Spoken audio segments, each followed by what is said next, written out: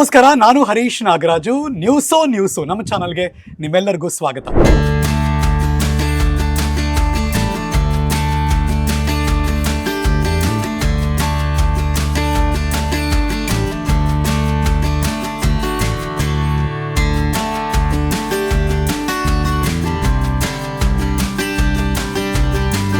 ನನಗೆ ಬಹಳ ಹೆಮ್ಮೆ ಮತ್ತು ಖುಷಿ ಅನ್ಸೋದು ಇವತ್ತಿನ ಕಾರ್ಯಕ್ರಮದಲ್ಲಿ ಏನಪ್ಪ ಅಂದರೆ, ನಮಗೊಂಥರ ಹಿರಿಯಣ್ಣನ ಥರ. ಏಕೆಂದರೆ ಪತ್ರಿಕೋದ್ಯಮದಲ್ಲಿರೋರಿಗೆ ಅವರು ಹಿರಿಯ ಪತ್ರಕರ್ತರು, ಸಾಹಿತ್ಯದ ವಿದ್ಯಾರ್ಥಿ ಆಗಿರೋ ನನಗೆ ಅವರು ಹಿರಿಯ ಸಾಹಿತ್ಯದ ವಿದ್ಯಾರ್ಥಿ, ಸಿನಿಮಾ ಪ್ರೀತಿಸೋರು ಆಗುವಂಥ ನಮ್ಮೆಲ್ಲರಿಗೂ ಕೂಡ ಅಪ್ಪಟವಾದಂಥ ಸಿನಿಮಾ ವ್ಯಕ್ತಿ ಆದರು. ಅದ್ಭುತವಾದಂಥ ಸ್ಕ್ರೀನ್ ಪ್ಲೇ, ಅದ್ಭುತವಾದಂಥ ನಿರ್ದೇಶನ. ನಾವೆಲ್ಲರೂ ಹೆಮ್ಮೆಯಿಂದ ಹೇಳ್ಕೋಬೇಕು, ಇಡೀ ಭಾರತ ಸಿನಿಮಾ ಜಗತ್ತಿನಲ್ಲಿ, ಐ ರಿಪೀಟ್, ಭಾರತೀಯ ಸಿನಿಮಾ ಜಗತ್ತಿನಲ್ಲಿ ಅವರೊಬ್ಬರೇ 8 ವರ್ಷಗಳ ಕಾಲ ನಿರಂತರವಾಗಿ ರಾಷ್ಟ್ರೀಯ ಸಿನಿಮಾ ಪ್ರಶಸ್ತಿಯನ್ನು ಗೆದ್ದವರು, ಮುಡಿಗೇರಿಸಿಕೊಂಡವರು, ನ್ಯಾಷನಲ್ ಫಿಲ್ಮ್ ಅವಾರ್ಡ್ ವಿನ್ನರ್ ಅವರೊಬ್ಬರೇ. ನನ್ ಅದರ್ ದೆನ್ ನಮ್ಮ ಜೊತೆ ಇದ್ದಾರೆ ಶ್ರೀ ಪಟ್ಟಾಭಿರಾಮಯ್ಯ ಶೇಷಾದ್ರಿ, ಪಿ ಶೇಷಾದ್ರಿ. ನಮಸ್ಕಾರ. ನನಗೆ ಥ್ರಿಲ್ಡ್ ಮತ್ತು ಖುಷಿ. ನಾನು ಖುಷಿಯಾಗಿದ್ದೀನಿ ಸರ್. ಸಾಮಾನ್ಯವಾಗಿ ನಮ್ಮ ಕಾರ್ಯಕ್ರಮಕ್ಕೆ ಬರಬೇಕಾದ್ರೆ ಕೆಲವರು ಹರೀಶ್ ಯಾವ ಥರದ ಕಾರ್ಯಕ್ರಮ, ಏನಿದು ಅಂತೆಲ್ಲ ಕೇಳ್ತಾರೆ. ಸರ್, ನೀವು ಆ ಥರದ್ದು ಏನೂ ಕೇಳಲೇ ಇಲ್ಲ ನಾನು. And you said yes Harish, ನಾನು ಬರ್ತೀನಿ ಎಂದೆ. Humble, thank you sir. Pleasure. ನನ್ನ ಸಂಪಾದನೆ ಅದು ಅಂತ ಅನಿಸ್ಬಿಡುತ್ತೆ ಸರ್ ಒಂದು ಕ್ಷಣ. ಅಷ್ಟೇ, ನಾವು ಹಣ ಸಂಪಾದನೆ ಮಾಡೋದಕ್ಕಿಂತ ಜನ ಸಂಪಾದನೆ ಮಾಡಬೇಕು ಅಂತ ಹೇಳ್ತಾರೆ. ಅದು ಉಳಿಯುತ್ತೆ ನಿಮಗೆ, ದೀರ್ಘಕಾಲ ನಿಮ್ಮನ್ನು ಕಾಪಾಡುತ್ತೆ. ವಾ sir, you are always active. ಒಂದಲ್ಲ ಒಂದು ಕಾರಣಕ್ಕೆ. ಹೌದು. ಒಂದು ಸಾಹಿತ್ಯ ವಿದ್ಯಾರ್ಥಿ ಆಗಿರೋದ್ರಿಂದ ಬರವಣಿಗೆ ನಿಮ್ಗೆ ಯಾವಾಗಲೂ ಕೂಡ ನಿಮ್ಮ ಜೊತೆ, ಪತ್ರಿಕೋದ್ಯಮದ ವಿದ್ಯಾರ್ಥಿ ಆಗಿರೋದ್ರಿಂದ ಅದು ಪೇಪರ್ ಕವರ್ ಡಿಸೈನಿಂಗ್ ಇಂದ ಹಿಡಿದು ಪ್ರತಿಯೊಂದನ್ನು ಕೂಡ ಯಾವಾಗಲೂ ಮಾಡ್ತಾನೆ ಇರ್ತೀರ. ಏನು ಸಿನಿಮಾ ನೀವು ಯಾವಾಗಲೂ ಒಪ್ಕೊಂಡಾಯ್ತು, ಜನ ಒಪ್ಕೊಂಡಾಯ್ತು, ಅದ್ರ ಜೊತೆ ಪ್ರಯಾಣ ಬೆಳೆಸ್ತಾನೆ ಇರ್ತೀರ. ನಾನೊಂದು ಪ್ರಶ್ನೆ ಕೇಳಿದ್ರೆ, ಶೇಷಾದ್ರಿ ಸರ್, ಸುಮ್ಮನೆ ವೆನ್ ಯು ಲುಕ್ ಬ್ಯಾಕ್, ಸುಮ್ಮನೆ ತಿರುಗಿ ನೋಡಿದ್ರೆ ಏನೆಲ್ಲ ಕಣ್ಮುಂದೆ ಬರುತ್ತೆ ಸರ್? I am fortunate. ಕನ್ನಡದಲ್ಲಿ ಅದೃಷ್ಟವಂತ ಅಂತ ಹೇಳ್ತಾರೆ. ಹಾಗಾದರೆ ಅದೃಷ್ಟ ಅಂದರೆ ಏನು ಅನ್ನೋ ಪ್ರಶ್ನೆಯೂ ಬರುತ್ತೆ. ಅದೃಷ್ಟ ಅನ್ನೋದನ್ನು ಒಬ್ಬೊಬ್ಬರು ಒಂದೊಂದು ರೀತಿ ವ್ಯಾಖ್ಯಾನಿಸ್ತಾರೆ. ಹಾಂ ಸರ್. ನಮ್ಮನ್ನೆಲ್ಲ ಕಾಪಾಡ್ತಾ ಇರೋವಂಥ ದೇವರು, ಅವನ ಆಶೀರ್ವಾದ ಬೇಕು. ಹೌದು. ಅಥವಾ ಹಣೆ ಬರಹ ಸರಿ ಇರಬೇಕು. ಹೀಗೆ ಅವ್ರವ್ರದ್ದೇ ಆದ ವ್ಯಾಖ್ಯಾನದಲ್ಲಿ. ನನ್ನ ದೃಷ್ಟಿಯಲ್ಲಿ ಅದೃಷ್ಟ ಅನ್ನೋದು ಬೇರೆ. ದೇವ್ರನ್ನ ಸಂಪೂರ್ಣವಾಗಿ ನಂಬೋದೇ ಇಲ್ಲ ಅಂತ ನಾನು ಹೇಳಲ್ಲ. ಸಂಪ್ರದಾಯಸ್ಥ ಕುಟುಂಬದಿಂದ ಬಂದಿದ್ದರಿಂದ ನಮ್ಮ ರಕ್ತಗತವಾಗಿರುತ್ತೆ ಕೆಲವು ನಂಬಿಕೆಗಳು. ಅದನ್ನು ವಿಶ್ಲೇಷಣಾತ್ಮಕವಾಗಿ ವೈಚಾರಿಕತೆಯಿಂದ ನೋಡುವಂಥ ಪ್ರಯತ್ನವೂ ಆಗಿದೆ. ಆ ಎಲ್ಲ ಹಿನ್ನೆಲೆಯಲ್ಲಿ ನನ್ನ ಅದೃಷ್ಟದ ವ್ಯಾಖ್ಯಾನ ಬೇರೆ. ನೀವು ವ್ಯಾಖ್ಯಾನ ಬೇಕು ಅಂದರೆ ಹೇಳ್ತೀನಿ, ಇಲ್ಲ ಅಂತಂದರೆ ಸರ್ ನಾನು ಅದೃಷ್ಟವಂತ. ಪ್ಲೀಸ್ ಸರ್ ಹೇಳಿ, ನಾವು ತಿಳ್ಕೊತೀವಿ. 2 ರಸ್ತೆಗಳಿರುತ್ತೆ. ಹಾಂ ಸರ್. ಆ ರಸ್ತೆಗಳಲ್ಲಿ ನಾವು ಹೋಗ್ತಾ ಇರ್ತೀವಿ. ಹಾಂ. ಒಂದು ರಸ್ತೆಯಲ್ಲಿ ಹೋಗ್ತೀವಿ, ಆ ರಸ್ತೆ ಕವಲು ಹೊಡೆಯುತ್ತೆ. ಓಕೆ. ಬಲಕ್ಕೆ ಅಥವಾ ಎಡಕ್ಕೆ, ಅಥವಾ ಎಷ್ಟು ಕವಲುಗಳು ಬೇಕಾದ್ರೂ ಹೊಡಿಬೋದು. ಆ ಜಾಗದಲ್ಲಿ ನಿಂತಿದ್ದೀರಿ, ನೀವು ಮುಂದೆ ಆಯ್ಕೆ ಪ್ರಶ್ನೆ ಇರುತ್ತೆ. ಈ ಕಡೆ ಆಯ್ಕೆ ಮಾಡ್ಕೋಬೇಕಾ, ಈ ಕಡೆ ಆಯ್ಕೆ ಮಾಡ್ಕೋಬೇಕಾ, ನೇರವಾಗಿ ಆಯ್ಕೆ ಮಾಡ್ಕೋಬೇಕಾ? ಆ ಕ್ಷಣದಲ್ಲಿ ನಿಮ್ಮ ಇನ್ಸ್ಟಿಂಕ್ಟ್ ಏನನ್ನೋ ಹೇಳುತ್ತೆ, ಇದನ್ನ ಆಯ್ಕೆ ಮಾಡ್ಕೋ ಅಂತ. ಹೌದು. ಆ ಫ್ರಾಕ್ಷನ್ ಆಫ್ ಸೆಕೆಂಡ್ ಇದೆಯಲ್ಲ, ಅದನ್ನು ಅದೃಷ್ಟ ಅಂತ ಕರೀತೀವಿ. ಅದು ಹೇಗೆ ಬರುತ್ತೆ? ನಿಮ್ಮ ಅನುಭವದಿಂದ ಬರುತ್ತಾ, ನಿಮ್ಮ ಮೇಲೆ ಯಾರ್ದಾದ್ರೂ ಆಶೀರ್ವಾದ ಇರುತ್ತಾ, ಅಥವಾ ನೀವು ಪಡ್ಕೊಂಬಂದಿದ್ದ, ಅದು ನಿಮಗೆ ಬಿಟ್ಟದ್ದು. ಅಥವಾ ಬಂಡ ಧೈರ್ಯನ ಏನ್ ಬೇಕಾದ್ರೂ ಆಗಿರ್ಬೋದು. ನಿಮ್ಮ ಅನುಭವನ ಅಂತ ಅದಕ್ಕೆ ಹೇಳಿದ್ದೆ ನಾನು. ಕರೆಕ್ಟ್. ಅನುಭವದ ಜೊತೆ ಬರುವಂಥದ್ದು, ಕೆಲವರು ಬಂಡ ಧೈರ್ಯನೂ ಇರಬಹುದು. ನಿಮ್ಮ ಆಯ್ಕೆ ಏನಾಗಿರುತ್ತಲ್ಲ, ಆ ಫ್ರಾಕ್ಷನ್ ಆಫ್ ಸೆಕೆಂಡ್ ನ ಆಯ್ಕೆ ನಿಮ್ಮನ್ನ ಇದನ್ನ ಆಯ್ಕೆ ಮಾಡ್ಕೊಂತ ಒಂದು ಹೇಳುತ್ತೆ. ಅದನ್ನ 6th ಸೆನ್ಸ್ ಅಂತನಾದ್ರೂ ಕರೀರಿ, ಏನು ಯಾವ ವಾಕ್ಯ ಬೇಕಾದ್ರೂ, ಯಾವ ಪದದಿಂದ ಬೇಕಾದ್ರೂ ಕರಿಬಹುದು. ಆಮೇಲೆ ಗೊತ್ತಾಗುತ್ತೆ ನಿಮಗೂ, ಕ್ರಮಿಸಿದ ಮೇಲೆ, ಸ್ವಲ್ಪ ದೂರ ಕ್ರಮಿಸಿದ ಮೇಲೆ ನಾನು ಆಯ್ಕೆ ಮಾಡ್ಕೊಂಡಿದ್ದು ಸರಿಯಾ ತಪ್ಪಾ ಅಂತ ಗೊತ್ತಾಗುತ್ತೆ. ಅವಾಗ ನೀವು ಹಿಂತಿರುಗಿ ನೋಡ್ತೀರಿ. ಈಗ ನಾನು ಹಿಂತಿರುಗಿ ನೋಡಿದ್ರೆ, ಹೆಚ್ಚು ಕಮ್ಮಿ ಈ ಕ್ಷೇತ್ರಕ್ಕೆ ಬಂದು, ಈ ಮಾಧ್ಯಮಕ್ಕೆ ಬಂದು ಒಂದು 35 ವರ್ಷ ಆಯಿತು. ಹೌದು. 35 ವರ್ಷದಲ್ಲಿ ಹಿಂತಿರುಗಿ ನೋಡಿದಾಗ, ನೀವು ಆಗಲೇ ಹೇಳಿದಾಗೆ, ನಾನೇ ಹೇಳಿದಾಗೆ, ಐ ಆಮ್ ವೆರಿ ಫಾರ್ಚುನೇಟ್. ಯಾವ ಮನುಷ್ಯ ತಾನು ಇಷ್ಟಪಟ್ಟು ಮಾಡುವ ಕೆಲಸ ಮಾಡ್ತಾನಲ್ಲ, ಅವನ ಅದೃಷ್ಟವಂತ. ಅವನು ಸುಖಿ, ನಾನು ಆ ಕೆಲಸ ಮಾಡ್ತಾ ಇದ್ದೀನಿ. ತುಂಬ ಜನಕ್ಕೆ ಈ ಅವಕಾಶ ಸಿಗಲ್ಲ. ಅವ್ರು ಏನೋ ಓದಿರ್ತಾರೆ, ಹೌದು, ಮತ್ತೇನೋ ಕೆಲಸ ಮಾಡ್ತಾ ಇರ್ತಾರೆ. ಕರೆಕ್ಟ್. ಅವ್ರ ಆಯ್ಕೆಗಳು ಮತ್ತು ಅವ್ರ ಮನಸ್ಸಿನ ಅಭಿಲಾಷೆ ಏನೋ ಇರುತ್ತೆ. ಬದುಕು ಅವರನ್ನ ಮತ್ತೆಲ್ಲೋ ಕರ್ಕೊಂಡು ಹೋಗುತ್ತೆ. ಆ ಹಾದಿಯಲ್ಲಿ ಅವ್ರಿಗೆ ಹಣ ಸಿಕ್ಕಿರ್ಬೋದು, ಕೀರ್ತಿ ಸಿಕ್ಕಿರ್ಬೋದು, ಎಲ್ಲವೂ ಸಿಕ್ಕಿರ್ಬೋದು. ಒಂದು ಅತೃಪ್ತಿ ಕಾಡ್ತಾ ಇರುತ್ತೆ ಅವನಿಗೆ. ನಾನೇನೋ ಆಗಬೇಕು ಅಂತ ಅಂದ್ಕೊಂಡೆ, ಇನ್ನೇನೋ ಆದೆ, ಇದಲ್ಲ ಇದಲ್ಲ ನನ್ನ ಇದು ಹಾದಿ ಅಥವಾ ನನ್ನ ನೆಲೆ ಅಂತ ಅನ್ನಿಸ್ತಿರುತ್ತೆ. ಆದ್ರೆ ಆ ವಿಷಯದಲ್ಲಿ ಸುಮಾರು 50 ವರ್ಷಗಳ ಹಿಂದೆ ನಮ್ಮೂರಿನಲ್ಲಿ ಬೇಸಿಗೆ ರಜದಲ್ಲಿ ಟೂರಿಂಗ್ ಟಾಕೀಸ್ ಅಂತ ಬರೋದು. ತುಮಕೂರು ಹತ್ರ ತುರುವೇಕೆರೆ ತಾಲೂಕಿನ ದಂಡಿನ ಶಿವರ ಅಂತ ನಮ್ಮೂರ ಹೆಸರು. ನಮ್ಮೂರಿನಲ್ಲಿ ಜಾತ್ರೆ ನಡೀತಾ ಇತ್ತು. ಎಲ್ಲ ಊರುಗಳಲ್ಲಿ ನಡೆದಾಗೆ ಪ್ರತಿ ವರ್ಷ ಸಮ್ಮರ್ ಅಲ್ಲಿ ಬೇಸಿಗೆ ಸಂದರ್ಭದಲ್ಲಿ ಜಾತ್ರೆ ನಡೀತಾ ಇತ್ತು, ಒಂದು ವಾರದ ಜಾತ್ರೆ. ಆ ಜಾತ್ರೆ ಸಂದರ್ಭದಲ್ಲಿ ಟೂರಿಂಗ್ ಟಾಕೀಸ್ ಅನ್ನ ಹಾಕ್ತಾ ಇದ್ರು. ಕರೆಕ್ಟ್. ಅಂದ್ರೆ ಆ ಟೆಂಟ್ ಅದು ರಾತ್ರಿ 6:30ಗೆ ಒಂದು ಪ್ರದರ್ಶನ, 9:30 10 ಗಂಟೆಗೆ ಎರಡನೇ ಪ್ರದರ್ಶನ, ಹೀಗಿರ್ತಾ ಇತ್ತು. ಸುಮಾರು 1.5-2 ತಿಂಗಳು ಹೇಗೆ ವ್ಯಾಪಾರ ಆಗುತ್ತೋ ಹಾಗೆ ಅಲ್ಲಿ ಒಂದಿಷ್ಟು ಚಿತ್ರಗಳನ್ನ ತೋರಿಸ್ತಾ ಇದ್ರು. Most of the films var black and white films. ಆಗ ನಮಗೆ ಎಲ್ಲ ಸಿನಿಮಾಗಳು ನೋಡೋಕೆ ಆಗ್ತಾ ಇರಲಿಲ್ಲ. ಇದು 60-70ರ ದಶಕ. ನಾನು ಹೇಳ್ತಾ ಇರೋವಂಥದ್ದು 70. ನಾನು 63ನೇ ಇಸ್ವಿಲಿ ಹುಟ್ಟಿದ್ದು. 70ರ ಆರಂಭ, 70ರ ದಶಕದ ಆರಂಭ ಅಂತ ಅಂದ್ಕೊಳ್ಳಿ. ಆಗ ಸಿನಿಮಾ ನೋಡ್ಬೇಕು ಅಂತ ಆಸೆ ಇರೋದು. ಶಬ್ದಗಳನ್ನ ಕೇಳಿಸ್ಕೊತಾ ಇದೀವಿ ಹೊರಗಡೆಯಿಂದ. ಒಳಗೆ ಹೋಗ್ತಿರ್ಲಿಲ್ಲ. ಒಳಗೆ ಎಲ್ಲ ಸಿನಿಮಾನು ನೋಡೋಕ್ಕಾಗ್ತಿಲ್ಲ, ಪ್ರತಿನಿತ್ಯ ಸಿನಿಮಾ ನೋಡೋಕ್ಕಾಗ್ತಾ ಇರಲಿಲ್ಲ. ಒಂದು ಹಣದಿತ್ತು, ಇನ್ನೊಂದು ನಿಬಂಧನೆಗಳಿತ್ತು ಮನೆಯಲ್ಲಿ. ಮೇಷ್ಟ್ರ ಮಕ್ಕಳಿಗೆ ತುಂಬಾ ಕಟ್ನಿಟ್ಟಿರುತ್ತೆ. ಅಪ್ಪ ಮೇಷ್ಟ್ರಾಗಿದ್ರು. ಹಂಗಾಗಿ ಮೇಷ್ಟ್ರ ಮಕ್ಕಳು ಬುದ್ಧಿವಂತರ ದಡ್ರ ಅನ್ನೋದು ಬೇರೆ ವಿಚಾರ. ಚೆನ್ನಾಗಿದೆ. ಆದ್ರೆ ಮೇಷ್ಟ್ರು ಮಾತ್ರ ಮಕ್ಕಳನ್ನ ಹೇಗೆ ನೋಡ್ಕೋತಾರೋ ಶಾಲೆಯಲ್ಲಿ, ಅದಕ್ಕಿಂತ ಹೆಚ್ಚಿನ ಶಿಸ್ತಿನಿಂದ ತಮ್ಮ ಮಕ್ಕಳನ್ನ ನೋಡ್ಕೋತಾ ಇರ್ತಾರೆ, ಅಥವಾ ಅದಕ್ಕೆ ನಿಬಂಧನೆಗಳನ್ನ ಹಾಕಿರ್ತಾರೆ. ಯಾಕೆಂದ್ರೆ ಯಾರಾದ್ರೂ ಕೇಳ್ಬಾರ್ದಲ್ಲ, ಏನ್ರಿ ನೀವ್ ಇಷ್ಟು ಜನ ಮಕ್ಕಳಿಗೆ ಪಾಠ ಹೇಳೋರು, ನಿಮ್ಮನೆ ಮಗನೇ ಹೀಗೆ ಅಂತ ಅಂದ್ಬಿಟ್ರೆ. ಹಾಗಾಗಿ ತಮ್ಮ ಮಕ್ಕಳಿಗೆ ಹೆಚ್ಚಿನ ಶಿಸ್ತು ಮತ್ತೆ ಪ್ರಾಮಾಣಿಕತೆ ಮತ್ತೆ ನಿಬಂಧನೆಗಳನ್ನ ಹಾಕಿರ್ತಾರೆ. ಅಪ್ಪಂಗೆ ಹೆದರ್ತಿದ್ರಿ? ಸಹಜವಾಗಿ ಎಲ್ಲವೂ ಆಗಿರ್ತಾ ಇತ್ತು. ಅವ್ರು ಒಂದ್ಸರಿ ಗದರ್ಕೊಂಡು, ಕಮಲಮ್ಮನವರು ಅವ್ರು ನಮ್ಮ ತಾಯಿ ಎಲ್ಲ ತಾಯಿ ಇದ್ದ ಹಾಗೆ ಕರುಣಾಮಯಿ, ಕಾಪಾಡೋದು. ಕಾಪಾಡೋ ಮಧ್ಯೆ ಎಷ್ಟೋ ಸಾರಿ ನಮ್ಮ ತಾಯಿಗೆ ಹೆಚ್ಚಿನ ಬೈಗಳ ಬೀಳ್ತಾ ಇತ್ತು. ಎಲ್ಲರ ಬಾಲ್ಯದಲ್ಲೂ ಹೀಗಿರುತ್ತೆ ಸಹಜವಾಗಿ. ಈಗಿನ ಮಕ್ಕಳ ಬಾಲ್ಯ ಹಾಗಿಲ್ಲ. ನಿಮ್ಮ ಜನರೇಷನ್ ಬಾಲ್ಯ ಕೂಡ ಪ್ರಾಯಶಃ ಹೀಗೆ ಇರುತ್ತೆ. ಹಾಗೆ ಬೆಳೆದವರು. ಹಾಗೆ ಸಿನಿಮಾ ನೋಡೋದು 1 ಸಿನಿಮಾನೋ 2 ಸಿನಿಮಾನೋ ನೋಡಕ್, ಅದು ಯಾವುದು ಪೌರಾಣಿಕ ಕಥೆ ಹೇಳುವಂತ ಸಿನಿಮಾ ಆಗಿರ್ಬೇಕು. ಹರಿಶ್ಚಂದ್ರ ಆದ್ರೆ ನಿಮ್ಗೆ ಹೋಗ್ಬಹುದು. ಏನ್ ಅವಾಗ 5 ಪೈಸಾನೋ 10 ಪೈಸದ್ದೇನೋ ಇರ್ತಾ ಇತ್ತು ಟಿಕೆಟ್ ರೇಟ್ ಇರ್ತಾ ಇತ್ತು. ಆಗ ಸಿನಿಮಾಗಳನ್ನ ಒಂದು ನೋಡ್ತಾ ಇದ್ವಿ. ಅದ್ರ ಮಿಕ್ಕ ಸಿನಿಮಾಗಳನ್ನ ಬದಲಾಯಿಸ್ತಾನೆ ಇದ್ರಲ್ಲ. ಹೌದು. ನನ್ನ ಉಳಿದ ಸ್ನೇಹಿತರೆಲ್ಲ ಸಿನಿಮಾಗಳನ್ನ ನೋಡಿ ಅದರ ಕಥೆಯನ್ನ ಹೇಳಿ ನನ್ನ ಒಳಗೆ ಒಂದು ಕುತೂಹಲವನ್ನ ಹುಟ್ಟಿಸ್ತಾ ಇದ್ರು, ಅಸೂಯೆಯನ್ನ ಹುಟ್ಟಿಸ್ತಾ ಇದ್ರು. ನನಗಾಗದೇ ಇರೋ ಇದನ್ನ ಇವರು ಪಡ್ಕೊಂಡ್ರಲ್ಲ ಅನ್ನೋ ತರ.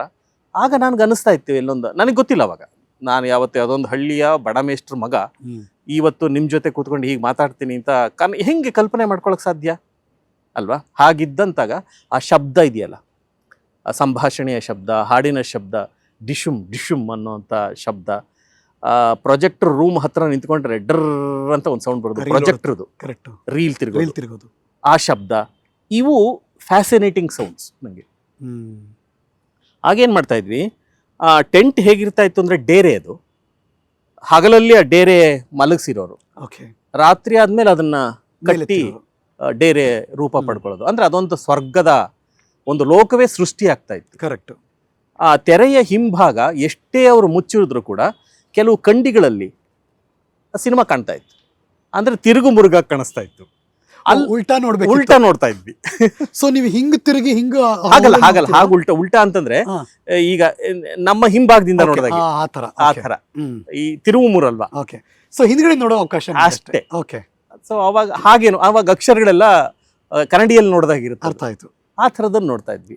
ಆ ಥರ ಸಿನಿಮಾ ನೋಡಿದವನು ಹೆಚ್ಚಿಗೆ. ನಾನು ಯಾವ ಸಿನಿಮಾ ನೆನಪಿದೆ? ಒಂದು ಸಿನಿಮಾಗಳು, ತುಂಬಾ ಸಿನಿಮಾಗಳು ನೆನಪಿದ್ವಿ. ತುಂಬಾ ಸಿನಿಮಾಗಳು, ಹೆಚ್ಚಿನವು ರಾಜ್ಕುಮಾರ್ ಸಿನಿಮಾಗಳು ಅಂತ ಹೇಳ್ಬೋದು. ನಮ್ಗೆ ಆಗಿನ ಸನ್ನಿವೇಶದಲ್ಲಿ 70-80ರ ದಶಕದಲ್ಲಿ ಹೀರೋ ಅಂದ್ರೆ ರಾಜ್ಕುಮಾರ್, ವಿಲನ್ ಅಂದ್ರೆ ವಜ್ರಮುನಿ, ಕಮಿಡಿಯನ್ ಅಂದ್ರೆ ನರಸಿಂಹರಾಜು, ಬಾಲಕೃಷ್ಣ, ಹೀರೋಯಿನ್ ಅಂದ್ರೆ ಜಯಂತಿ, ಭಾರತಿ ಇತ್ಯಾದಿ. ಇಷ್ಟೇ ನಮಗಳು ಗೊತ್ತಿದ್ದು. ನಮ್ಮ ತೆರೆದುಕೊಳ್ಳುವಿಕೆ ಇತ್ತಲ್ಲ ಸಿನಿಮಾಗೆ, ಎಸ್ಪೆಷಲಿ ನಮ್ಮ ತುಮಕೂರು ಜಿಲ್ಲೆ ಕನ್ನಡ ಪ್ರಧಾನವಾದಂತಹ ಇದು, ಬೇರೆ ಪ್ರಭಾವ ಇರಲಿಲ್ಲ. ತಮಿಳಿನಿಂದೋ ತೆಲುಗಿಂದೋ ಹಿಂದಿಯ ಪ್ರಭಾವ ಇರಲಿಲ್ಲ. ಆ ರೀತಿಯ ಸಿನಿಮಾಗಳನ್ನ, ಇದು ಸಿನಿಮಾ ಅನ್ನೋದೇ ನಮ್ಮ ಕಲ್ಪನೆಯಲ್ಲಿದ್ದದ್ದು. ಆಗ ಆ ಪ್ರೊಜೆಕ್ಟ್ ರೂಮ್ ಇರ್ತಲ್ಲ, ಅದು ಟೆಂಪರರಿ ಆದಂಥ ಇದು. ಆವಾಗ ಅಲ್ಲಿ ಬರ್ತಾ ಇದ್ದ ಸಿನಿಮಾಗಳೆಲ್ಲ ಈಗಾಗಲೇ ಸಾಕಷ್ಟು ಕೇಂದ್ರಗಳಲ್ಲಿ ಓಡಿ ಒಂದು ಮಳೆ ಬಂದ್ಬಿಡ್ತಿತ್ತು. ಲೈನ್ ಅಂದ್ರೆ ಈ ಗ್ಲಿಚ್ ಅಂತೀವಲ್ಲ, ಮಧ್ಯ ಬರುತ್ತೆ, ಒಂದು ಲೈನ್ ಬಂದಿರ್ತಿತ್ತು, ಮಳೆ ಅಂತ ಕರೀದವ್ರು, ಮಳೆ ಬರ್ತಾ ಇದೆ ಅಷ್ಟೇ ಅಂತ. ಅಂದ್ರೆ ಅದು ಕತ್ತರಿಸೋಗೋದು ಮಧ್ಯ ಅಂದ್ರೆ ಅಷ್ಟು ಸರಿ ಓಡಿದೆ, ಅದು ಓಡಿರ್ತಿತ್ತು. ಅದು ಸಿ ಸೆಂಟರ್. ಈಗ ABC ನ ಕಲ್ಪನೆ ಹೋಗಿದೆ. ಅವಾಗ A centre, B centre, C centre ಅಂತ ಹೇಳ್ತಾ ಇದ್ದಾರೆ. ಅದು ಪ್ರಾಯಶಃ C ಸೆಂಟರ್. ಅಲ್ಲಿ ಬರ್ತಿದ್ದು ರೀಲ್ಗಳೆಲ್ಲ ಹಳೆ ರೀಲ್ಗಳಾಗಿರ್ತಿತ್ತು, ಬೇರೆ ಬೇರೆ ಎಲ್ಲ ಕಡೆ ಓಡದಂಥದ್ದು. ಕಟ್ ಆಗ್ಬಿಡೋದು ಮಧ್ಯೆ. ಕಟ್ ಆದಾಗ ಜನ ವಿಷಲ್ ಹಾಕೋದು, ಇದು ಶಿಳ್ಳೆ ಹೊಡೆಯೋದು ಎಲ್ಲ ಆಗ್ತಿತ್ತು. ಆ ಆಪರೇಟರ್ ಎರಡೂ ತುದಿಗಳನ್ನ ಕಟ್ ಮಾಡಿ ಜೋಡಿಸಿ ಅದಕ್ಕೊಂದು ಗಮ್ ಹಾಕಿ ಮತ್ತೆ ಅಲ್ಲ ಹಾಕಿ ಶುರು ಮಾಡೋಣ. ಇದಕ್ಕೊಂದು 3-4 ನಿಮಿಷ ಹಿಡಿತು. ಅವ್ನು ಕಟ್ ಮಾಡ್ತಾನಲ್ಲ, ಕಟ್ ಮಾಡಿದಾಗ ಈ ಕಡೆ 4-5 ಫ್ರೇಮ್ ಕಟ್ ಮಾಡಿರೋನು, ಈ ಕಡೆ 4-5 ಫ್ರೇಮ್ ಕಟ್ ಮಾಡಿರೋನು. ಆ ಕಟ್ ಮಾಡಿದ್ದನ್ನ ಎಷ್ಟೋ ಸರಿ ಕಟ್ ಆಗಿರ್ತಿತ್ತು, ಗುಡಿಸಿ ಮಾರನೇ ದಿವಸ ಒಂದು ಕಸಕ್ ಹಾಕ್ತಾ ಇದ್ರು. ನಾವು ಅಲ್ಲಿ ಹೋಗಿ ಆ ಫ್ರೇಮ್ಗಳನ್ನ ತಗೊಂಡು ಯಾರು ಮುಂಚೆ ಬೆಳಗ್ಗೆ ಎದ್ದು ಹೋಗ್ತಾರೋ ಅವ್ರಿಗೆ ಎಷ್ಟು ಹೆಚ್ಚಿಗೆ ಫ್ರೇಮ್ಗಳು ಸಿಗ್ತಾ ಇತ್ತು. ಅದನ್ನ ಕನ್ನಡಿಯಲ್ಲಿ ಬಿಸಿಲಿನ ಕಿರಣಕ್ಕೆ ಹಿಡಿದು ನೋಡಿ, ಬೂದ್ಗಾಜು ಅಂತ ಎಲ್ಲ ಇರ್ತಾ ಇತ್ತು, ನೋಡಿ ಅದನ್ನ ಸಂತೋಷ ಪಡ್ತಾ ಇದ್ವಿ. ನಿಮ್ ಅದೃಷ್ಟ ಚೆನ್ನಾಗಿದ್ರೆ ರೀಲ್ ಸಿಕ್ಬಿಡೋದು ನಿಮ್ಗೆ. ಒಂದು ಮಾರು ಒಂದು ಇದು ಅಳತೆ ಎಷ್ಟು ಸಿಕ್ಬಿಡೋದು. ಆ ರೀಲ್ನ ನನಗೆ ಚೆನ್ನಾಗಿ ನೆನಪಿದೆ, ಹೊಲಿತಾ ಇದ್ದೆ ನಾನು ದಾರದಲ್ಲಿ ಹೊಲ್ದು. ಯಾಕೆ ನಮಗೆ ಗಮ್ ಹಾಕೋದು ಅವೆಲ್ಲ ಗೊತ್ತಾ. ಗಮ್ ಅಂದ್ರೆ ಏನ್ ಗೊತ್ತಾ ನಾಗರಾಜ್, ಹರೀಶ್? ಹಾಗೆಲ್ಲ ಜಾಲಿ ಅಂಟು, ಜಾಲಿಯ ಬುಡದಲ್ಲಿ ಒಂಥರದ್ದು ಅದು ಸೋರಿಕೆ ಆಗ್ತಾ ಇರುತ್ತೆ, ಅದು ಗಮ್ ತರ ಬಳಸ್ತಾ ಇದ್ವಿ ನಾವೆಲ್ಲ. ಈಗಿನ ತರನ ಸೌಲಭ್ಯಗಳು ಸೌಕರ್ಯಗಳು ನಮಗೆ ಆಗ ಇರ್ಲಿಲ್ಲ. ಹೆಚ್ಚಂದ್ರೆ ಅನ್ನದ ಅಂಟು ಅಥವಾ ಜಾಲಿ ಅಂಟು, ಮಾತ್ರ ಮರಗಳಿಂದ ಸುರಿಯುವಂತ ಇದನ್ನ ಆ ತರದಲ್ಲಿ ಅಂಟಿತಿರ್ಲಿಲ್ಲ. ಅದು ಪ್ಲಾಸ್ಟಿಕ್ ಅಲ್ವಾ, ಇದು ಪಾಲಿಥೀನ್ ತರದ್ದು. ಅವಾಗ ಅದನ್ನ ಹೊಲ್ದು ನಾವೇ ಕ್ರಿಯೇಟ್ ಮಾಡ್ಕೊಂಡು ಡಬ್ಬವನ್ನ ರೀಲ್ ಅನ್ನ ತಿರುಗಿಸಿ ಗೋಡೆ ಮೇಲೆ ಬಿಟ್ಟು ಆ ಮೇಲೆ ಹೆಂಚಿರ್ತಾ ಇತ್ತು. ಈಗಿನ ತಾರಸಿ ಮನೆಗಳೆಲ್ಲ ನಮ್ಮವೆಲ್ಲ ಹೆಂಚಿನ ಮನೆಗಳು. ಹೆಂಚಿನ ಕಿಂಡಿಯಿಂದ ಸೂರ್ಯನ ಕಿರಣ ಬರೋದು. ಆ ಸೂರ್ಯನ ಕಿರಣವನ್ನ ಒಂದು ಗಾಜಿಗೆ ಹಾಕಿ ಅದರ ಪ್ರತಿಫಲನವನ್ನ ಅದರ ಮೇಲೆ ಬಿಟ್ಟು ಅದು ಗೋಡೆ ಮೇಲೆ ಬಿಟ್ಟು ನೋಡ್ತಾ ಇದ್ದು. ಸೈನ್ಸ್ ಆಯ್ತು, ಎಲ್ಲ ಈ ತರ ಸಿನಿಮಾ ನನಗೆ ತೆರ್ಕೊಂಡವನು. ಅಂಥವನು ಮುಂದೊಂದು ದಿವಸ ನಾನೇ ಸಿನಿಮಾ ಮಾಡ್ಬೇಕಾಗಿ ಬರುತ್ತೆ, ನಾನೇ ಈ ಸ್ಥಳದಲ್ಲಿ ಕೂತ್ಕೊಂಡು ಅದ್ರ ಬಗ್ಗೆ ನೆನಪಿಸ್ಕೋಬೇಕಾಗಿ ಬರುತ್ತೆ ಅನ್ನೋದು ಇದು ಅದೃಷ್ಟ ಅಲ್ಲದೆ ಮತ್ತೇನು ಸರ್. ಅದ್ಭುತವಾದಂಥ ಇನ್ಸ್ಪೈರ್ಡ್ ಸ್ಟೋರಿ ಸರ್ ಇದು. ಆ್ಯಕ್ಚುಲಿ ನಮ್ಮೆಲ್ಲರಿಗೂ ಹಂಗೆ ನೋಡೋಕೆ ಹೋದರೆ ಸರ್, ಹೇಳಿ ಯಾವ ಸ್ಟಾರ್ನ ಫಸ್ಟ್ ನೋಡಿದ್ ಕಣ್ ಮುಂದೆ? ರಾಜ್ಕುಮಾರ್ ನಂಗೆ ನೆನಪಿರೋದು. ಅವಾಗ ವಿಷ್ಣುವರ್ಧನ್ ಆಗ್ತಾನೆ ಬಂದಿದ್ರು, ಅವರ ನಾಗರಹಾವು ಅದೆಲ್ಲ ಸ್ಕೂಲ್ ಮಾಸ್ಟರ್ ಸಿನಿಮಾ ನಮ್ಗೆ ತುಂಬಾ ಪ್ರಭಾವ ಬೀರಿದಂತ ಸಿನಿಮಾ. ಎಲ್ಲಿ ನೋಡಿದ್ರಿ ಸರ್? ರಾಜ್ಕುಮಾರ್ ಅವ್ರನ್ನ ಎದುರುಗಡೆ ನೋಡಿದ್ದಿಲ್ಲಿ ಸರ್? ಅದನ್ನ ಹೇಳ್ತಾ ಇದ್ರಾ? ಅದನ್ನ ಹೇಳಿದ್ರೆ ನಾನು ಎದುರುಗಡೆ ಕಂಡ ಅದು ನಾನು ಪತ್ರಕರ್ತನಾಗಿ ಬಂದ ನಂತರ ನೋಡಿದ್ದು. ಹೌದು, ತುಂಬಾ. ಅವಾಗ ಯಾವ್ದು ಊರ್ ಕಡೆ ಇಲ್ಲ ಶೂಟಿಂಗ್, ಆ ತರದ್ದು ಏನೋ ನಡೆದ್ ನನ್ ನೆನಪಿಲ್ಲ. ಯಾವ್ದೋ ಜಾತ್ರೆಗ ದೂರದಲ್ಲಿ ಯಾವಾಗ್ಲಾದ್ರು ಈ ನರಸಿಂಹರಾಜನ ಏನ್ಸರಿ ಬಂದ ನೆನಪು ನನಗೆ. ಅವ್ರು ತಿಪ್ಟೂರ್ನವರಾದ್ರಿಂದ, ನಮ್ಮ ಪಕ್ಕದ ತಾಲೂಕಿನವರಾದ್ರಿಂದ ಅವರು ಮಂಜುಳ ಒಂದ್ಸರಿ ಬಂದ ನೆನಪು ಅಸ್ಪಷ್ಟವಾಗಿದೆ ಯಾವ ಸಂದರ್ಭದಲ್ಲಿ ನೋಡಿದೆ ಅಂತ. ಬೆಂಗಳೂರಿಗೆ ಬಂದ ನಂತರ ನಾನು ವೃತ್ತಿಯನ್ನ ಪ್ರಾರಂಭಿಸಿದ ಮೇಲೆ ನಾನು ಸಂದರ್ಶನಕ್ಕೆ ಅಂತ ಹೋಗಿ ಮಾಡಿದ್ದು. ಅವಾಗ ಹೇಗಿತ್ತು ಸರ್? ಅಂದ್ರೆ ಸಿನಿಮಾದಲ್ಲಿ ಕೆಲಸ ಮಾಡ್ತಿದ್ದಾರೆ ಇವರು ಅಂದಾಗ ತೂಕ ಹೇಗಿತ್ತು ಸರ್? ನೋಡೋ ಬಗೆ ಹೇಗಿತ್ತು ಸರ್? ಯಾರನ್ನ ಪತ್ರಕರ್ತರಾಗಿದ್ದನ್ನ? ಸಿನಿಮಾದಲ್ಲಿ ಕೆಲಸ ಮಾಡ್ತಿದ್ದಾರೆ ಇವರು, ನಟರೋ ಅಂದ್ರೆ ಅವರೆಲ್ಲ ತಾರೆ ಇರಲ್ವಾ? ನಮ್ಗೆಲ್ರೂ ತಾರೆಯರೇ. ಅವಾಗ ನೀವು ಕೇಳಿದ್ರಲ್ಲ, ಒಂದ್ಸರಿ ನಮ್ಮೂರಲ್ಲಿ ಚಿತ್ರೀಕರಣ ಆಗಿತ್ತು. ಯಾವ ಸಿನಿಮಾ ಅದು? ಕಲ್ಲು ವೀಣೆ ನುಡಿಯುತ್ತಿಂದ. ಕಲ್ಲು ವೀಣೆ ನುಡಿಯಿತು ಅಂತ ವಿಷ್ಣುವರ್ಧನ್ ಸಿನಿಮಾ. ಅದು ಪ್ರಾಯಶಃ 80ರ ದಶಕ ಅಂತ ಕಾಣುತ್ತೆ, ಅರ್ಲಿ 80s ಅಂತ ಕಾಣುತ್ತೆ. ನನ್ಗೆ ಅವಾಗಲೇ ಹೈಸ್ಕೂಲಲ್ಲಿ ಓದ್ತಾ ಇದ್ದೆ. ಏನೋ ಒಂದು ಸಣ್ಣ ದೃಶ್ಯ, ಯಾವುದೋ ಒಂದು ಗುಡಿಸಲಿರುತ್ತೆ, ಗುಡಿಸಲಿಗೆ ಬೆಂಕಿ ಹತ್ಕೊಂಡ್ಬಿಟ್ಟಿದೆ. ವಿಷ್ಣುವರ್ಧನ್ ಹೋಗಿ ಅದ್ರ ಒಳಗಿಂದ ಒಂದು ಮಗುವನ್ನ ಎತ್ಕೊಂಡು ಆಚೆ ಬರ್ತಾರೆ. ಇದಕ್ಕೊಂದು ಸೆಟ್ ಹಾಕಿದ್ರು. ನಮ್ಮ ಊರಿನ ಗೌಡ್ರು ಪ್ರಭಾವಶಾಲಿ. ಆ ಚಿತ್ರೀಕರಣ ಯಾಕೆ ತಿಪ್ಟೂರಲ್ಲಿ ನಡೀತಾ ಇತ್ತು, ತಿಪ್ಟೂರ್ನ ರಘು ಅದರ ನಿರ್ದೇಶಕರು, ತಿಪ್ಟೂರ್ ರಘು. ಹೌದು, ಅವ್ರು ಅಲ್ಲಿ ಚಿತ್ರೀಕರಣ ಮಾಡ್ತಾ ಇದ್ರು. ಈ ದೃಶ್ಯ ನಮ್ಮ ಊರಲ್ಲಿ ಸೆಟ್ ಹಾಕ್ತಿವಿ ಅಂತ ನಮ್ಮ ಶಾಲೆಯ ಮೈದಾನದಲ್ಲಿ ಇದನ್ನ ಸೆಟ್ ಹಾಕಿದ್ರು. 1000 ಜನ. ಇದೊಂದು ಸಣ್ಣ ದೃಶ್ಯ, ಪ್ರಾಯಶಃ ಇದು 1 ನಿಮಿಷ 1.5 ನಿಮಿಷ ಬಂದಿತ್ತು. ನೋಡೋದಕ್ಕೆ ಅಷ್ಟು ಜನ ಸೇರ್ಕೊಂಡ್ಬಿಟ್ಟಿದ್ರು. ನಾನು ಒಬ್ಬ ಅದರಲ್ಲಿ ಎಲ್ಲೋ ಮೂಲೆಯಲ್ಲಿ. ನಾನು ಕುಳ್ಳಿಗೆ ಬೇರೆ ಇದ್ದೆ ಅವಾಗ. ಯಾರೋ ಎತ್ತರದ ಮಧ್ಯೆ ಹಿಂಗೆ ಎಲ್ಲರ ಸಂದಿನಲ್ಲಿ, ತಲೆಯ ಸಂದಿನಲ್ಲಿ, ಕೈ ಸಂದಿನಲ್ಲಿ ನೋಡದಂಥವನು. ಇಮ್ಯಾಜಿನ್ ಕೂಡ ಮಾಡಿರಲಿಲ್ಲ ಅವಾಗ. ಈ ತಿಪ್ಟೂರ್ ರಘು ಬಹಳ, ನೀವು ನೋಡಿದ್ರೆ ಏನೋ ಗೊತ್ತಿಲ್ಲ, ಎತ್ತರದ ಆಳು, ಡೈರೆಕ್ಟರ್ ಸರ್. ತಿಪ್ಟೂರ್ ರಘು ಅವರ ಮಗ ನವೀನ್ ರಘು ಈಗಲೂ ಕೂಡ ಅಷ್ಟೇ ಹೈಟ್ ಇದೆ ಅಪ್ಪನ ತರ. ಕ್ಯಾಪ್ ಹಾಕೊಂಡು ಈಗ್ಲೂ ಅವನು ಆಗ್ತಾನೆ, ಕಪ್ಪು ಕನ್ನಡಕ ಹಾಕೊಂಡು ಹೆಂಗೆಲ್ಲ ಓಡಾಡ್ತಾನೆ. ಏನಪ್ಪ ಈ ಮನುಷ್ಯ ಏನ್ ಆಕ್ಟ್ ಮಾಡ್ತಾನೆ. ನಮಗೆ ಆತನು ಕೂಡ ಒಬ್ಬ ಕ್ರಿಕೆಟರ್, ನವೀನ್ ರಘು ಅಂತ ಹೌದು ಇದಾರೆ ಅವರು. ಇದನ್ನ ನೋಡಿದ್ ನೆನಪಿದೆ ನನಗೆ. ಅವಾಗ್ಲೂ ನನಗೆ ಸಿನಿಮಾಗೆ ಬರ್ತೀನಿ ಅನ್ನೋ ಕಲ್ಪನೆ ಕೂಡ ಇರ್ಲಿಲ್ಲ. ನೈಸ್. ಸೊ ದೂರದಿಂದ ನೋಡಿ, ಅಂದ್ರೆ ಅಲ್ಲಿಗೆ ಹೋಗ್ಬೇಕು ಅನ್ನೋ ಆಸೆ ಕೂಡ ಇರ್ಲಿಲ್ಲ. ಆಸೆ ಪಡೋದಕ್ಕಾದ್ರೆ ನಿಮ್ಗೆ ಒಂದಿಷ್ಟು ಏನಾದ್ರೂ ಯೋಗ್ಯತೆ ಬೇಕು. ಸಿನಿಮಾ ನಾನ್ ಮಾಡ್ಬೇಕು, ನಾವು ನೆವರ್. ಈಗ ಸಿನಿಮಾಗೆ ಮುಖ್ಯವಾಗಿ ಸಿನಿಮಾ ಕ್ಷೇತ್ರಕ್ಕೆ ಯಾರಾದ್ರೂ ಬರಬೇಕು ಅಂದ್ರೆ ಮುಖ್ಯವಾಗಿ ಏನಿರ್ಬೇಕು? ಬ್ಯಾಕ್ ಗ್ರೌಂಡ್ ಚೆನ್ನಾಗಿರ್ಬೇಕು. ಎಸ್, ಅಂದ್ರೆ ಶ್ರೀಮಂತಿಕೆ ಇರಬೇಕು, ಹಣ ಇದ್ರೆ ನೀವು ಯೋಚನೆ ಮಾಡಬಹುದು ಒಂದು ಕ್ಷಣ ನಾನು ಹೋಗ್ಬೋದು. ಅಥವಾ ನಿಮಗೆ ಸುರಸುಂದರಾಂಗ ಆಗಿರ್ಬೇಕು, ನೀವು ತೆರೆ ಮೇಲೆ ಬರಬೇಕು ಅಂದ್ರೆ ಅಲ್ವಾ. ಹೀರೋ ಮಟೀರಿಯಲ್ ಆಗಿರ್ಬೇಕು, ಅದಂತೂ ಇಲ್ವಾ? ಹಣ ಇರ್ಲಿಲ್ವಾ? ಅಥವಾ ಪ್ರಭಾವಶಾಲಿ ಆಗಿರ್ಬೇಕು.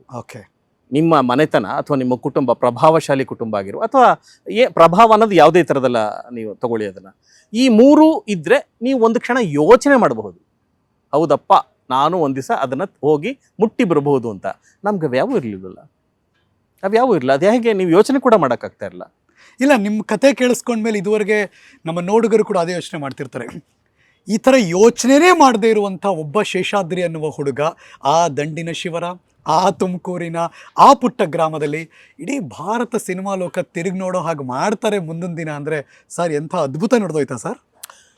ಕಸ್ತೂರಿ ಅಂತ ಒಂದು ಡೈಜೆಸ್ಟ್ ಅಂತ ಕರೀತಾರೆ, ಕಸ್ತೂರಿ ಮ್ಯಾಗಝೈನ್ ಅಂತ ಬರ್ತಾ ಇತ್ತು. ಈಗ ಬರ್ತಾ ಇದೆಯಲ್ಲ ನಂಗೆ ನೆನಪಿಲ್ಲ ಇಷ್ಟದು. ಎಕ್ಸಾಕ್ಟ್ಲಿ, ತುಷಾರ ಮಯೂರ ಆ ಸೈಜ್ ನಲ್ಲಿ ಬರ್ತಾ ಇತ್ತು. ಅದರಲ್ಲಿ ಸುಮಾರು ಒಂದು 70-100 ಪುಟದ ಮ್ಯಾಗಝೈನ್, ಮಂತ್ಲಿ ಮ್ಯಾಗಝೈನ್. ಅದು ಕೊನೆಯಲ್ಲಿ ಕೊನೆಯ ಮಾತು ಅಂತ ಒಂದು ಬರೋದು, 1.5-2 ಸಾಲು. ಈಗ ಸುಭಾಷಿತ ಬರುತ್ತೆ ನೋಡಿ, ಹೌದು, ಪತ್ರಿಕೆಗಳಲ್ಲಿ ಮ್ಯಾಗಝೈನ್ಗಳಲ್ಲಿ ಸುಭಾಷಿತದಾಗೆ ಕೊನೆಯ ಮಾತು ಅಂತ, ಕೊನೆಯ ಮಾತು ಕೊನೆಯ ನುಡಿ ಅಂತ. ಅದರಲ್ಲಿ ಒಂದು ವಾಕ್ಯ ಓದಿದ್ದೆ ನಾನು ಆವಾಗ ನನ್ನ ಹೈಸ್ಕೂಲ್ ಇದ್ದಂಥ ಸಂದರ್ಭದಲ್ಲಿ. ನೀವು ಯಾವುದನ್ನ ಆಸೆ ಆಗಿರ್ಬೋದು, ಬಯಕೆ ಆಗಿರ್ಬೋದು, ಆಕಾಂಕ್ಷೆ ಆಗಿರಬಹುದು, ನಿಮ್ಮ ಆಕಾಂಕ್ಷೆ, ಆಸೆ, ಬಯಕೆ ಪ್ರಾಮಾಣಿಕವಾಗಿದ್ರೆ, ಒಳ್ಳೆಯದಾಗಿದ್ರೆ, ಹೋಲ್ ಯೂನಿವರ್ಸ್ ವಿಲ್ ಕನ್ಸ್ಪೈರ್. ಇಡೀ ಜಗತ್ತು ನಿಮಗೆ ಅದನ್ನು ಒದಗಿಸ್ಕೊಡೋದಕ್ಕೆ ನಿಮ್ಮ ಜೊತೆ ನಿಂತ್ಕೊಳ್ಳುತ್ತೆ, ನಿಮಗೆ ಬೆಂಬಲ ಕೊಡುತ್ತೆ ಅಂತ. ಇಷ್ಟೇ ಅದರದ್ದು ವಾಕ್ಯ. ಅಸ್ಪಷ್ಟ, ನಾನು ಅರ್ಥ ಹೇಳ್ತಾ ಇದ್ದೀನಿ ಅಷ್ಟೇ, ಎಕ್ಸಾಕ್ಟ್ ವಾಕ್ಯ ಅಲ್ಲ. ಒಟ್ಟು ನಿಮ್ಮ ಆಸೆ ಕನಸುಗಳು ಒಳ್ಳೆಯವಾಗಿದ್ರೆ ಅವಕ್ಕೆ ಇಡೀ ಜಗತ್ತು ನಿಮಗೆ ಸಹಕಾರ ಕೊಡುತ್ತೆ ಅದನ್ನು ಅಚೀವ್ ಮಾಡಲಿಕ್ಕೆ ಅಂತ. ಅದನ್ನು ಓದಿ, ಹೌದಾ ನಾನು ಏನಾದರೂ ಆಗಬೇಕಲ್ಲ, ಏನಾದರೂ ಅಚೀವ್ ಮಾಡಬೇಕು ಅಂತ ಇತ್ತು. ಸಿನಿಮಾಗೆ ಬರಬೇಕು, ನಿರ್ದೇಶಕನಾಗಬೇಕು ಅಥವಾ ನಟ ಆಗಬೇಕು, ಈ ಥರದ್ದು ಯಾವುದೂ ಇರಲಿಲ್ಲ. I should achieve something. ಶಾಲೆಯಲ್ಲಿ ನಾನು ಸ್ಟೂಡಿಯಸ್ ಅಲ್ಲ ಅಲ್ಲ ಅಲ್ಲ ಅಲ್ಲ ಅಲ್ಲ 35 ಮಾರ್ಕ್ಸ್ ಬಂದರೆ ಭಾಳ ಸಂತೋಷ ನನಗೆ. ಸರ್ ಟೀಚರ್ ಮಗ ಸರ್. ಹೌದು, ಅದಕ್ಕೆ ಮೇಷ್ಟ್ರ ಮಕ್ಕಳು ದಡ್ರು ಸರ್, ಯಾವಾಗಲೂ ಬುದ್ಧಿವಂತರಾಗಿರಲ್ಲ ಸಾಮಾನ್ಯವಾಗಿ. ಇರಲಿ, ಬುದ್ಧಿವಂತ ವಿದ್ಯಾರ್ಥಿಗಳು ಇರ್ಬೋದು, ಅದು ನಾನು ದಡ್ಡ ವಿದ್ಯಾರ್ಥಿ, ಆವ್ರೇಜ್ ಸ್ಟೂಡೆಂಟ್. ಓಕೆ, ಅಂದರೆ ಪಾಸ್ ಆಗ್ತಾ ಇದ್ದೆ, ಫೇಲ್ ಏನಾಗ್ತಾ ಇರಲಿಲ್ಲ. ಆದರೆ ಹೆಚ್ಚಿಗೆ ಮಾರ್ಕ್ಸ್ ತಗೋಬೇಕು ಅಂತ ಇತ್ತು. ಪಾಸ್ ಜಸ್ಟ್ ಪಾಸ್ ಅಂತ ಇರೋದು. ಈಗಾದ್ರೆ ಡಿಸ್ಟಿಂಕ್ಷನ್ ಅಂತ ಎಲ್ಲ ಬರುತ್ತಲ್ವ, ಜಸ್ಟ್ ಪಾಸ್ ಅಂದ್ರೆ ಅವಾಗ 35 ಮಾರ್ಕ್ಸ್ ಅಂದ್ರೆ ಹೌದು. ಏನ್ ಅವಾಗ 60 ಮಾರ್ಕ್ಸ್ ತಗೊಂಡು ಫಸ್ಟ್ ಕ್ಲಾಸ್ ತಗೊಂಡ್ರೆ ದೊಡ್ಡದು. ಅವಾಗ ಊರೆಲ್ಲ ಕರೆದು ಸನ್ಮಾನ ಮಾಡಿ, ಅಯ್ಯೋ ತುಂಬಾ ಅದ್ದೂರಿ ಮೆರವಣಿಗೆ ಮಾಡ್ಬಿಡ್ತಿದ್ರು. ಇನ್ನು 70-80 ತಗೊಂಡ್ರೆ ಅವ್ನು ರ್ಯಾಂಕ್ ಹೋಲ್ಡರ್ ಅವನು. ಬಟ್ ಅಪ್ಪನ ಆಸೆ ಏನಿರ್ತಿತ್ತು, ಏನ್ ಇಷ್ಟ ತೆಗಿತಿ ಅಂತ ಬೈತಿದ್ರು. ಇಲ್ಲ, ಅವಾಗ ನಾನು 4 ಜನ ನಮ್ಮ ಮಕ್ಕಳು, 3 ಜನ ಗಂಡು ಮಕ್ಕಳು, ನಮ್ಮ ಅಕ್ಕ ಒಬ್ರಿದ್ರು, ಒಟ್ಟು 4. ನಾನು ಕೊನೆ ಮಗ. ಆದ್ರೆ ಬಡತನ ಇತ್ತು. ನೀವು ಪ್ಯಾಂಪರ್ಡ್ ಕಿಡ್ಡ? S S. ಹಾಗಾಗಿ ಕೊನೆ ಮಗ ಆದ್ರಿಂದ ಹಿಂದಿನ ಮಕ್ಕಳಿಗೆ ಯಾವ ಸೌಲಭ್ಯನ ಕೊಡಕ್ ಸಾಧ್ಯ ಆಗ್ಲಿಲ್ವೋ ಅದನ್ನ ಇವನಿಗೆ ಕೊಟ್ಟು, ಇವನು ಓದೋದಾದ್ರೆ ಅಥವಾ ಇನ್ನೇನಾದ್ರೂ ಅಚೀವ್ ಮಾಡೋದಾದ್ರೆ ವಿ ಶುಡ್ ಸಪೋರ್ಟ್ ಅನ್ನೋ ಥರದ್ದು ಅವ್ರ ಮನಸ್ಸಿನಲ್ಲಿ ಇತ್ತು. ಬಟ್ ಅವ್ರ ಯಾವ ಆಸೆನೂ ನಾನು ನೆರವೇರಿಸಲಿಲ್ಲ ಸರ್. ಚೆನ್ನಾಗಿ ಹೇಳಿದ್ರಿ, ಯಾವ ಆಸೆನೂ ನೆರವೇರಿಸಿಲ್ಲ. ಕೊನೆಗೊಂದು ದಿವಸ ಈ ವಾಸ್ ಪ್ರೌಡ್, ನಾನು ಮೊದಲನೇ ಸರಿ. ಹೌದು. ಇನ್ನೊಂದು, ನೀವು ಕೇಳ್ತಾ ಇರುವಾಗ ತಿರ್ಗಾ ನನ್ನನ್ನ ಫ್ಲಾಶ್ ಬ್ಯಾಕಿಗೆ ಕರ್ಕೊಂಡು ಹೋಗ್ತಾ ಇದ್ದೀರಾ ನೀವು. ಪ್ಲೀಸ್. ನಮ್ಮ ಊರಿನ ಹತ್ರ, ನಾವು ಆ ಪ್ರದೇಶದಲ್ಲಿ ಆಗಾಗ ವಿಮಾನ ಹೋಗೋದು. ವಿಮಾನ ಹೇಗಿರ್ತಿತ್ತು, ಹಕ್ಕಿ ಹಾಗಿರ್ತಾ ಇತ್ತು. ಹೌದು, ನಾವು ನೋಡ್ತೀವಲ್ಲ, ಲೋಹದ ಹಕ್ಕಿ ಊರದಲ್ಲೆಲ್ಲೋ ಶಬ್ದ ಮಾತ್ರ ಕೇಳೋದು. ನಿಮಗೆ ಮೋಡ ಇಲ್ಲದೆ ಇದ್ರೆ, ಸ್ವಚ್ಛ ಆಕಾಶ ಇದ್ರೆ ಅದು ಹಾರ್ಕೊಂಡು ಹೋಗೋದನ್ನ ಕೇಳ್ತೀವಿ. ನಾವು ಯಾವಾಗಲೂ ಮಕ್ಕಳ ಹಾಗೆ ಈಗ ನೋಡಿ ಅದು ಹೋಗೋದನ್ನೇ ನೋಡ್ತಾ ಇದ್ವಿ. ಎಲ್ಲೋ ಹೋಗಿ ಯಾವುದೋ ಮೋಡದಲ್ಲೋ ಅಥವಾ ಮರೆಯಾಗಿ ಹೋಗ್ತಾ ಇತ್ತು, ನೋಡ್ತಾ ಇದ್ವಿ. ಇದು ಹೇಗಿರಬಹುದು ಅನ್ನೋ ಕಲ್ಪನೆ. ವಿಮಾನ ಹೇಗಿರ್ಬೋದು, ಎಷ್ಟು ದೊಡ್ಡದಿರ್ಬೋದು. ಯಾರೋ ಒಬ್ಬನ ಸ್ನೇಹಿತರಲ್ಲಿ, ನಮ್ಮೂರು ಎಷ್ಟಿದೆಯೋ ಅತ್ಯಂತ ದೊಡ್ಡದಂತೆ ಅಂತ. ಇನ್ನು ಇಲ್ಲ ಅಷ್ಟಲ್ಲ, ನಮ್ಮೂರು ಗೌಡ್ರ ಮನೆ ಇದೆಯಲ್ಲ, ಆ ಗೌಡ್ರ ಮನೆ ಎಷ್ಟು ದೊಡ್ಡದಂತೆ, ಅಲ್ಲಿ ಹಲವಾರು ಕೋಣೆಗಳಿರುತ್ತಂತೆ, ಅಲ್ಲಿ ಕೂತ್ಕೊಳ್ಳೋ ಸೀಟು ಈಗ ನೀವು ಕೊಟ್ಟಿದ್ರಲ್ಲ ಹೀಗೆ ಮಾಡುತ್ತಂತೆ. ಹೀಗೇನೇನೋ ನಮ್ಮದೇ ಆದ ಕಲ್ಪನೆಗಳು. ನಮ್ಮೂರಿನ ಪಕ್ಕ ಡೈಮಂಡ್ ಸಿಮೆಂಟ್ ಫ್ಯಾಕ್ಟ್ರಿ ಇತ್ತು, ಅಮ್ಮಸಂದ್ರ ಅಂತ. ಬಿರ್ಲಾ ಒಡೆತನದ್ದು, ಕ್ವೈಟ್ ಪಾಪ್ಯುಲರ್ ಡೈಮಂಡ್ ಸಿಮೆಂಟ್ ಅಂತ. ಈಗ ಅದು ಕಡಿಮೆ ಆಗಿದೆ, ಅವಾಗ ಭಾಳ ಪಾಪ್ಯುಲರ್. ಸುಮಾರು ಒಂದೊಂದು 3000 ಜನ 70ನೇ ದಶಕದಲ್ಲಿ ಕೆಲಸ ಮಾಡ್ತಾ ಇದ್ರು ಅಂತ ಜಸ್ಟ್ ಇಮ್ಯಾಜಿನ್. ಓಕೆ. ಅಷ್ಟು ದೊಡ್ಡ ಒಂದು 2000 ಟನ್ ಅಷ್ಟೇನೋ ಅದು ಉತ್ಪಾದನೆ ಆಗ್ತಾ ಇತ್ತು. ಹಾಗಾಗಿ ಸುತ್ತಮುತ್ತಲ ಎಲ್ಲ ಹಳ್ಳಿಗಳವರು ಅಲ್ಲಿ ಕೆಲಸ ಮಾಡ್ತಾ ಇದ್ರು. ಆಗ ನಾನು 7ನೇ ಕ್ಲಾಸ್ ಓದ್ತಾ ಇದ್ದೆ. ನಂಗೆ ಚೆನ್ನಾಗಿ ನೆನಪಿದೆ. ಆ ಬಿರ್ಲಾ ಸಂಬಂಧದವರು ಅಂದ್ರೆ ಅದಕ್ಕೆ ಸಂಬಂಧಪಟ್ಟ ಅಧಿಕಾರಿ ಅದರ ಇನ್ಸ್ಪೆಕ್ಷನ್ಗೆ ಅಂತ ಒಂದ್ಸರಿ ಬಂದಿದ್ದಾರೆ. ಅವ್ರು ಬರೋದು ಹೇಗೆ ಬರಬೇಕು? ವಿಮಾನದಲ್ಲಿ ಬಂದ್ರು. ಆ ವಿಮಾನ ನಮ್ಮೂರ ಹತ್ರ ಎಲ್ಲಿ ಇಳಿಸೋದು? ಹೌದು. ಅದಕ್ಕೊಂದು ದೊಡ್ಡ ಬೈಲ್ ಬೇಕು, ವಿಶಾಲವಾದ ಬೈಲ್ ಬೇಕು. ಟೆಂಪರರಿ ಏರೋಡ್ರಮ್ ಕ್ರಿಯೇಟ್ ಮಾಡಿದ್ರು. ಇದು 1 ತಿಂಗಳಿಂದ ನಡೀತಾ ಇತ್ತು. ಏನೋ ಕೆಲಸದವರೆಲ್ಲ ಹೋಗೋದು, ಲಾರಿಗಳು ಹೋಗುವಂಥದ್ದು, ಟ್ರಾಕ್ಟರ್ಗಳು ಹೋಗುವಂಥದ್ದು, ಏನೋ ಆಗ್ತಾ ಇದೆ ಅಂತ. ಏನಾಗ್ತಾ ಇದೆ ಅಂದ್ರೆ ವಿಮಾನ ನಿಲ್ದಾಣ ಕಟ್ತಾ ಇದಾರಂತೆ ಅಂತ. ಯಾಕೆ ಅಂದ್ರೆ ವಿಮಾನ ಬಂದು ಇಳೀತಿ ಇನ್ಯಾವುದೋ 1 ತಿಂಗಳೋ 2 ತಿಂಗಳ ನಂತರ. ಅವ್ರು ಎಲ್ಲಿಂದ ಬರ್ತಾರೆ? ದೆಹಲಿಯಿಂದ ಬೆಂಗಳೂರಿಗೆ ಬಂದು ಬೆಂಗಳೂರಿಂದ ಒಂದು ಅವ್ರದೇ ಪುಟ್ಟ ವಿಮಾನದಲ್ಲಿ ಬರ್ತಾರೆ ಅಂತ. ಹೆಲಿಕಾಪ್ಟರ್ ವಿಮಾನನೇ, ಸ್ಮಾಲ್ ಏರ್ ಕ್ರಾಫ್ಟ್, ಅದರಲ್ಲೇ ಬಂದಿದ್ದಾರೆ, ಹೆಲಿಕಾಪ್ಟರ್ ಅಲ್ಲ ಅದು. ಹಾಗಾಗಿ ನಮಗೆ ರಾತ್ರಿ ನಿದ್ದೆ ಹೊಟ್ಟೋಯ್ತು. ನೋಡ್ಬೇಕಲ್ಲ, ಎಲ್ಲೋ ಎತ್ತರದಲ್ಲಿ ಮೈಲಿಗಳ ಎತ್ತರದಲ್ಲಿ ಇರುವಂತ ವಿಮಾನ ನಮ್ಮ ಊರ ಹತ್ರ ಇಳಿಯುತ್ತೆ. ಈಗ ಯಾರ್ಯಾರು ಹೇಳ್ತಿದ್ರಲ್ಲ ಊರದಷ್ಟು ದೊಡ್ಡದಿದೆ ಅಥವಾ ಗೌಡು ಮನೆ ಎಷ್ಟು ದೊಡ್ಡದಿದೆ ಅನ್ನೋದು, ನಮ್ಮ ಊರ್ ಪಕ್ಕ ಇಳಿಯುತ್ತೆ ಅಂದ್ರೆ ಇದನ್ನ ನೋಡೋದಕ್ಕೇನು? ನಾವು ಮೇಸ್ಟ್ರುಗಳಿಗೆ, ನಮ್ಮ ಆಪ್ತರಾಗಿಂತ ಮೇಸ್ಟ್ರುಗಳಿಗೆಲ್ಲ, ಸರ್ ನಮ್ಮನ್ನೆಲ್ಲ ಕರ್ಕೊಂಡು ಹೋಗ್ತೀರಾ ಸರ್, ನಮಗೆ ರಜೆ ಕೊಡ್ತೀರಾ ಸರ್ ಅಂತ. ಮೇಸ್ಟ್ರುಗಳು 1 ವಾರ ಮುಂಚೆಯಿಂದ ದಿನ ಹತ್ರ ಬಂದಂಗೆ ಅವರೊಬ್ಬ ದೊಡ್ಡ ಮಾಲೀಕ, ಅವರು ಇಳಿದು ನಮ್ಮೂರ ಮೇಲೆ ಹೋಗಿ ಇದಕ್ಕೆ ಹೋಗ್ಬೇಕು, ಏರೋಡ್ರೋಮಿಂದ ನಮ್ಮೂರ ಮುಖ್ಯ ರಸ್ತೆಯಲ್ಲೇ ಹಾದು ಹೋಗಿ ಆ ಫ್ಯಾಕ್ಟ್ರಿಗೆ ಹೋಗಿ ವಿಸಿಟ್ ಮಾಡಿ ಅವ್ರದ್ದು ಏನೋ ಕೆಲಸ ಮುಗಿಸ್ಕೊಂಡು ಸೇಮ್ ಡೇ ವಾಪಸ್ ಹೋಗ್ತಾರೆ ಅನ್ನೋ ಸುದ್ದಿ. ಹಾಗಾಗಿ ತಳಿರು ತೋರಣಗಳನ್ನೆಲ್ಲ ಕಟ್ತಾ ಇದ್ರು. ಸಂಭ್ರಮ ಜನಕ್ಕವಾಗ. ನಮ್ಮ ಮಾಲೀಕರು ಬರ್ತಾ ಇದ್ದಾರೆ ಅನ್ನೋ ಥರದ್ದು. ಮೇಸ್ಟ್ರುಗಳು ಅವತ್ತು ಶಿಸ್ತಾಗಿ ಹೇಳಿದ್ರು, ನಾಳೆ ಯಾರೂ ರಜಾ ಹಾಕೋಂಗಿಲ್ಲ, ಬರಬೇಕು, ಎಲ್ಲರೂ ಶಾಲೆ ಇದೆ, ಶಾಲೆಗೆ ಬರಬೇಕು. ಮೇಸ್ಟ್ರನ್ನ ಅವಾಗ ಎಷ್ಟು ಶಾಪ ಹಾಕಿರ್ಬೋದು ಲೆಕ್ಕ ಹಾಕಿ. ಯಾರು ಬಂದ್ ಕೊಡ್ದಿಲ್ವಾ ಅವತ್ತು? ಹೊಡೆದ್ರೆ ನಾಳೆ ಮಾಡಿದ್ರೆ ಮನೆ ಸಹ ಏಟ್ ಬೀಳುತ್ತೆ ಅಂತ ಗೊತ್ತಿತ್ತು. ರೂಲ್ ಇತ್ತು, ರೂಲ್ ದೊಣ್ಣೆ ಅಂತ ಹೇಳೋರು ಅವಾಗ. ಈಗೆಲ್ಲ ರೂಲ್ ದೊಣ್ಣೆ ಎಕ್ಸಾಕ್ಟ್ಲಿ ಅದು ರೂಲ್ ಹಾಕೋದಕ್ಕೂ ಬಳಸೋರು. ರೂಲ್ ದೊಣ್ಣೆ ಅಂತಾನೆ ಹೆಸರು. ಅದ್ರಲ್ಲಿ ಈ ಗೆಂಡ್ ಮೇಲೆ ಹೊಡಿತಾ ಇದ್ರು. ಅಯ್ಯೋ ಯಾಕೆ ಹೇಳ್ತೀರಾ ಆ ನೋವನ್ನ? ಬಟ್ ಅವತ್ ವಿಮಾನ ನೋಡಿಲ್ಲ ನೀವು ಹಂಗಾರೆ? ಕೇಳಿ ಕಥೆಯನ್ನ. ಆಯ್ತಾ? ಹಿಂದಿನ ದಿವಸ ಹಾಗೆ ಹೇಳಿದ್ರಿಂದ ಮಾರನೇ ದಿವಸ ರಜಾ ಹಾಕುವಂತ ಯಾವ ಸುಳ್ಳು ಹೇಳಂಗಿಲ್ಲ. ಅಜ್ಜಿ ಸತ್ತೋದ್ರು, ಅಜ್ಜ ಸತ್ತೋದ್ರು, ನಂಗೆ ಜ್ವರ ಮತ್ತೇನೂ ಕಾರಣ ಹೇಳಂಗಿಲ್ಲ. ಸ್ಕೂಲಿಗೆ ಬರ್ಬೇಕು, ಬರ್ದೇ ಇದ್ರೆ ನಾಡಿದ್ ನಿಮ್ಗಿದೆ ಅಂತ. ಆ ಭಯ ಇರ್ತಿತ್ತಲ್ಲ, ಮೇಸ್ಟ್ರುಗಳ ಬಗ್ಗೆ ತುಂಬಾ ಭಯ ಇರೋದು ನಮ್ಗೆಲ್ಲ. ನಾವೆಲ್ಲ ಬೈಕೊಂಡು ಅವ್ರನ್ನ ಹೋಗಿದ್ವಿ ಸ್ಕೂಲ್ಗೆ. ಪ್ರೇಯರ್ ಆಯ್ತು, ಪೀರಿಯಡ್ ಒಳಗೋದ್ರು ಏನಾದ್ರೂ ಕರುಣೆ ಬರುತ್ತೇನೋ ಅಂತ. ಇವ್ರು ಪಾಠ ಮಾಡ್ತಾ ಇದ್ರೆ ನಮ್ಮ ಧ್ವನಿ ಎಲ್ಲ ವಿಮಾನದ ಶಬ್ದದ ಮೇಲಿತ್ತು. ಅಲ್ಲಿ ಕೇಳುವಂತ ಶಬ್ದ ಹತ್ರಕ್ಕೆ ಬಂದಾಗ ಎಷ್ಟು ದೊಡ್ಡದಾಗಿರ್ಬೋದು ಶಬ್ದ ಅಂತ. ಆ ಶಬ್ದದ ಸಮಯನೂ ಬಂತು, ಸುಮಾರು 11-11:30 ಅಂತ ಸಮಯ. ನಮ್ಮ ಮೇಷ್ಟ್ರು ಪಾಪ ಏನು ಕರುಣೆ ಬಂತು, ಎಲ್ಲ ಆಚೆ ಹೋಗಿ ಅವಾಗ ಯೂರಿನ್ ಪಾಸ್ ಮಾಡಲಿಕ್ಕೆ ನಾವೆಲ್ಲ ಆಚೆ ಬಂದು ಯಾವುದೋ ಬೈಲಲ್ಲಿ ಹೋಗಿ ವಾಪಸ್ ಕೊಡೋರು. 1.5 ಗಂಟೆ 2 ಗಂಟೆ ಆದ್ಮೇಲೆ ಒಂದು 10 ನಿಮಿಷದ ಬ್ರೇಕ್ ಕೊಡ್ತಾ ಇದ್ರು. ಆ ಬ್ರೇಕ್ನಲ್ಲಿ ಹೋಗಿ ಆಚೆ ಬನ್ನಿ ಅಂತ. ಅದು ಶಬ್ದ ಬೇರೆ ಅದು ಒಂದು ರೌಂಡ್ ಹಾಕ್ತಾ ಇತ್ತು. ಅದಕ್ಕೆ ಯಾವುದೋ 3 ಸುತ್ತೋ ಏನೋ ಅಂತ ಹೇಳೋರು. ನಾವು ನೋಡಿದ್ರು ಹತ್ರಕ್ಕೆ ಬಂದ್ಬಿಟ್ಟಿದೆ. ಅದು ನೋಡೋದಕ್ಕೆ ರೋಮಾಂಚನ. ಅದು ಇಳಿತಾ ಇದೆ ಆ ಕಡೆಗೆ. ಅಲ್ಲಿಂದ ಸುಮಾರು 7-8 ಕಿಲೋಮೀಟರ್ ದೂರದಲ್ಲೇ ಆ ಏರೋಡ್ರಮ್ ಇತ್ತು. ನನಗೆ ಧೈರ್ಯಸ್ಥ ಅಲ್ಲ, ಭಯಸ್ಥ. ನಾನು ತುಂಬಾ ಭಯಸ್ಥ, ಮೊದ್ಲಿಂದನು ಭಯಸ್ಥ, ಈಗಲೂ ಭಯಸ್ಥನೆ. ಸರಿ, ಆಗ ನನ್ನ ಕೆಲವು ಸ್ನೇಹಿತರು ಧೈರ್ಯಸ್ಥರು 10 ನಿಮಿಷ ಬಿಡುವು ಕೊಟ್ರಲ್ಲ, ಓಡೋಕ್ ಶುರು ಮಾಡಿದ್ರು ಆ ದಿಕ್ಕಲ್ಲಿ. ಜನ ಹೋಗ್ತಾ ಇದ್ರೆ ತಂಡೋಪತಂಡವಾಗಿ. ನಾನು ಹೇಳಿದ್ರೆ ನಿಮ್ಗೆಲ್ರಿಗೂ ನಂಬಕ್ಕಾಗದೇ ಇರುವಂತ ಕಥೆ.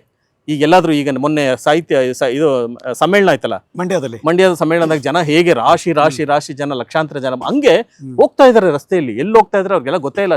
ಶಬ್ದದ ದಿಕ್ಕನ್ನ ಅರಸಿ ಹೋಗ್ತಾ ಇದ್ರು. ಆ ಜನಗಳ ಇದರಲ್ಲಿ 3 ಜನ ಸ್ನೇಹಿತರು ಹೋದ್ರು. ಅದೇನ್ ಧೈರ್ಯ ಬಂತು, ನಾನು ಹೋಗ್ಬಿಟ್ಟೆ. ಅದೊಂದೇ ಸೇರಿ ಧೈರ್ಯ ಮಾಡಿರೋದು ಅನ್ಸುತ್ತಲ್ಲ. ಹೌದು, ಆ ಧೈರ್ಯ ಏನ್, ಯಾಕೆ, ಯಾವ ಶಕ್ತಿಯ ಧೈರ್ಯ ಕೊಡ್ತು? ಆ ಧೈರ್ಯ ಕಾರಣ ಹೇಳ್ತೀನಿ. ಹೋಗ್ಬಿಟ್ಟೆ. ಹೋಗಿ ಸುಮಾರು ಒಂದು 1/2-3 ಗಂಟೆ ಓಡಿದ್ವಿ. ಬಂದು ಇಳಿದಿದೆ. ಅದು ಅಲ್ಲಿ ಇಳಿದವರು ಕಾರ್ನಲ್ಲಿ ಬಂದು ಹೋಗಿದ್ದಾರೆ. ಆ ಜನಕ್ಕೆ ಏನೋ ಆಕರ್ಷಣೆಗೋ ಏನೋ ಅಲ್ಲಿಯ ಅಧಿಕಾರಿಗಳು ಅದನ್ನ ನೋಡೋದಕ್ಕೆ ಅವಕಾಶ ಕೊಟ್ಟಿದ್ದಾರೆ. ಹೋಗಿ ಅದನ್ನ ಒಳಗಿಂದ ಬಂದು ಇಳಿಯೋದಕ್ಕೆ ಅದೇನೋ ಅವಕಾಶ ಕೊಟ್ಬಿಟ್ಟಿದ್ದಾರೆ. ನಾವು ಓಡೋ ಅಷ್ಟರಲ್ಲಿ ಅವ್ರು ಬಂದು ಈ ಮೀಟಿಂಗ್ ಮುಗಿಸ್ಕೊಂಡು ವಾಪಸ್ ಕಾರಲ್ಲಿ ಬಂದಿದ್ದಾರೆ. ತಡೆದ್ರು. ನಾವು ಸರದಿ ಸಾಲಲ್ಲಿ ನಿಂತಿದ್ವಿ. ನಾವು ಒಳಗೆ ಹೋಗ್ತೀವಿ, ನೋಡ್ತೀವಿ. ಇನ್ನ ಉಳಿದ 30-40 ವಿದ್ಯಾರ್ಥಿಗಳಿಗೆಲ್ಲ ಜಂಬ ಕೊಚ್ಕೋಬೇಕಲ್ಲ, ನಾವು ವಿಮಾನ ನೋಡಿದೀವಿ ಅಂತ. ಮೇಷ್ಟ್ರ ಹತ್ರ 8 ತಿಂದ್ರೂ ಪರವಾಗಿಲ್ಲ ಅನ್ನೋದ್ರಲ್ಲಿ ಹೋಗೋಷ್ಟರಲ್ಲಿ ವಾಪಸ್ ಬಂದು ಅದು ಹಾರೋಡಾಯ್ತು. ಧೂಳಿಗೋಕಾಗಿಲ್ಲ, ಹೊಟ್ಟೋಯ್ತು. ಬಟ್ ನೋಡಿದ್ರೆ ಅನ್ನಿಸ್ತು, ಯಾವತ್ತಾದ್ರೂ ಒಂದ್ ದಿವಸ ನಾನು ಈ ವಿಮಾನದಲ್ಲಿ ಕೂತ್ಕೋಬೇಕು. ನನ್ನ ಕನಸು ಶುರುವಾಗಿದ್ದಲ್ಲಿ. ಯಾವಾಗ ನನ್ಸಾಯ್ತು ಸರ್?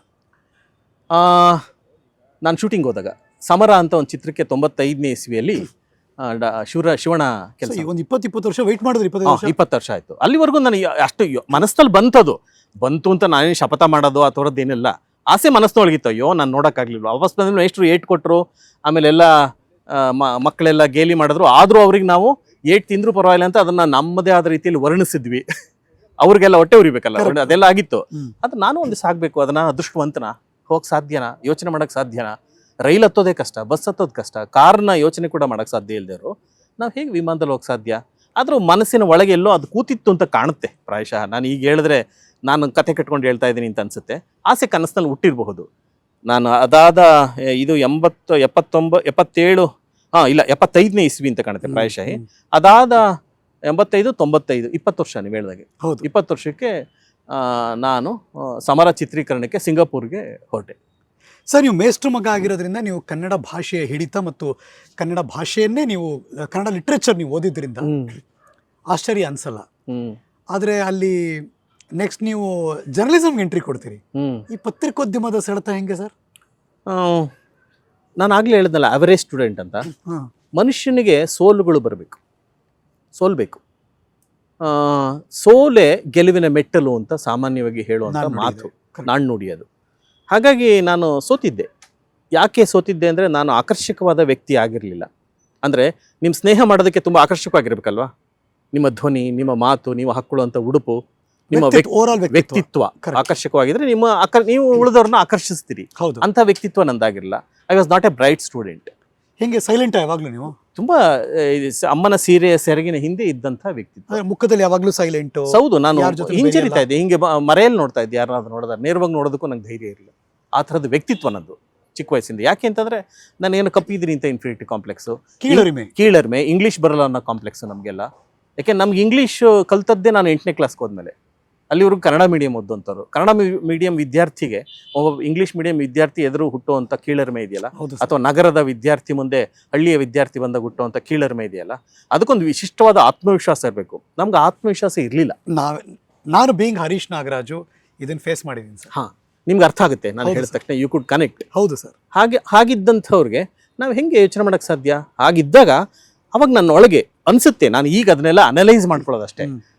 ಎಲ್ರಿಗೂ ಬೇರೆ ಬೇರೆ ಕಾರಣಕ್ಕೆ ಹೊಗಳಿಕೆ ಸಿಗುತ್ತೆ, ಶಹಬ್ಬಾಸ್ ಗಿರಿ ಸಿಗುತ್ತೆ. ನಾನು ಏನಾದರೂ ಹೇಗಾರು ಹೇಗೆ ತಗೊಳ್ಳೋದು? ಒಂದು ಸ್ಪೋರ್ಟ್ಸಲ್ಲಿ ನೀವು ರನ್ನಿಂಗ್ ರೇಸಲ್ಲಿ ಫಸ್ಟ್ ಬರಬೇಕು, ಜನ ಚಪ್ಪಾಳೆ ತಟ್ತಾರೆ. ಅಥವಾ ಒಳ್ಳೆ ಹಾಡುಗಾರರಾಗಿರ್ಬೇಕು, ಜನ ಚಪ್ಪಾಳೆ ತಟ್ತಾರೆ. ಅಥವಾ ಒಳ್ಳೆ ಬ್ರೈಟ್ ಸ್ಟೂಡೆಂಟ್ ಆಗಿರ್ಬೇಕು, ಜನ ಚಪ್ಪಾಳೆ ತಟ್ತಾರೆ, ಪ್ರಶಂಸಿಸ್ತಾರೆ. ಇವ್ಯಾವೂ ಇರಲಿಲ್ಲ, ಪ್ರತಿಭೆ ಇರಲಿಲ್ಲ. ನನಗೆ ಗೊತ್ತಿದ್ದ ಒಳಗಿನ ಪ್ರತಿಭೆ ನನಗೆ ತೋರ್ಪಡಿಸ್ಕೊಳ್ಳೋದಕ್ಕೆ ಮಾಧ್ಯಮ ಇರಲಿಲ್ಲ. ಒಂದು ಆಗ್ಲೇ ಹೇಳಿದಾಗೆ ನಾನು was not a bright student. ಏನಾದರೂ ಅಚೀವ್ ಮಾಡಬೇಕು, ಜನರ ಚಪ್ಪಾಳೆ ಗಿಟ್ಟಿಸ್ಕೋಬೇಕು, ಮನೆಯಿಂದ ಹೊಗಳಿಸ್ಕೋಬೇಕು, ಸ್ನೇಹಿತರನ್ನ ಆಕರ್ಷಿಸ್ಬೇಕು ಅನ್ನೋಂಥದ್ದಿದ್ದಾಗ ಆಗ ನನಗೆ ಒಂದು ಮೋಹ ಹುಟ್ಟಿತು, ಹೆಸರಿನ ಮೋಹ. ಪತ್ರಿಕೆಯಲ್ಲೆಲ್ಲಾದ್ರೂ ಶೇಷಾದ್ರಿ ಅಂತ ಬಂದ್ರೆ ಬರೋದಲ್ಲ, ಯಾವುದೋ ಕಾಂಟೆಕ್ಸ್ಟ್ ಬರೋದಲ್ಲ, ಶೇಷಾದ್ರಿನ ಒಂದ್ ಕಡೆ ಅಂಟಿಸಿ ಪಿ ಅನ್ನ ಕಟ್ ಮಾಡಿ ಇದ್ದದ್ದು ಅದೇ ಸೈಜ್ ಅಂಟಿಸ್ಕೊಂಡು ನೋಡಿ ಸಂತೋಷ ಪಡ್ತಾ ಇದ್ದೆ. ರಿಯಲಿ? ಎಸ್. ಇದು ಹೆಂಗ್ ಬಂತ ಗೊತ್ತಿಲ್ಲ ನನಗೆ. ಯಾರೋ ಶೇಷಾದ್ರಿ, ಯಾರೋ ಪಿ ಅದ್ ಮಾಡ್ತಿದ್ದೆ, ನೋಡಿದಾಗ ಸಂತೋಷ ಆಗೋದು. ಇಟ್ ಇಸ್ ಮೈ ನೇಮ್ ಅಂತ. ನನ್ನ ಹೆಸರು ಪತ್ರಿಕೆಯಲ್ಲಿ ಬಂದ್ರೆ ಜನ ಗುರುತಿಸ್ತಾರೆ. ಅವಾಗ ಪ್ರಜಾವಾಣಿ ಅಂತ ಪತ್ರಿಕೆ ಬಹಳ ಪಾಪ್ಯುಲರ್, ಈಗಲೂ ಪಾಪ್ಯುಲರ್ ಅಂತೆ, ಬರ್ತಾ ಇತ್ತು.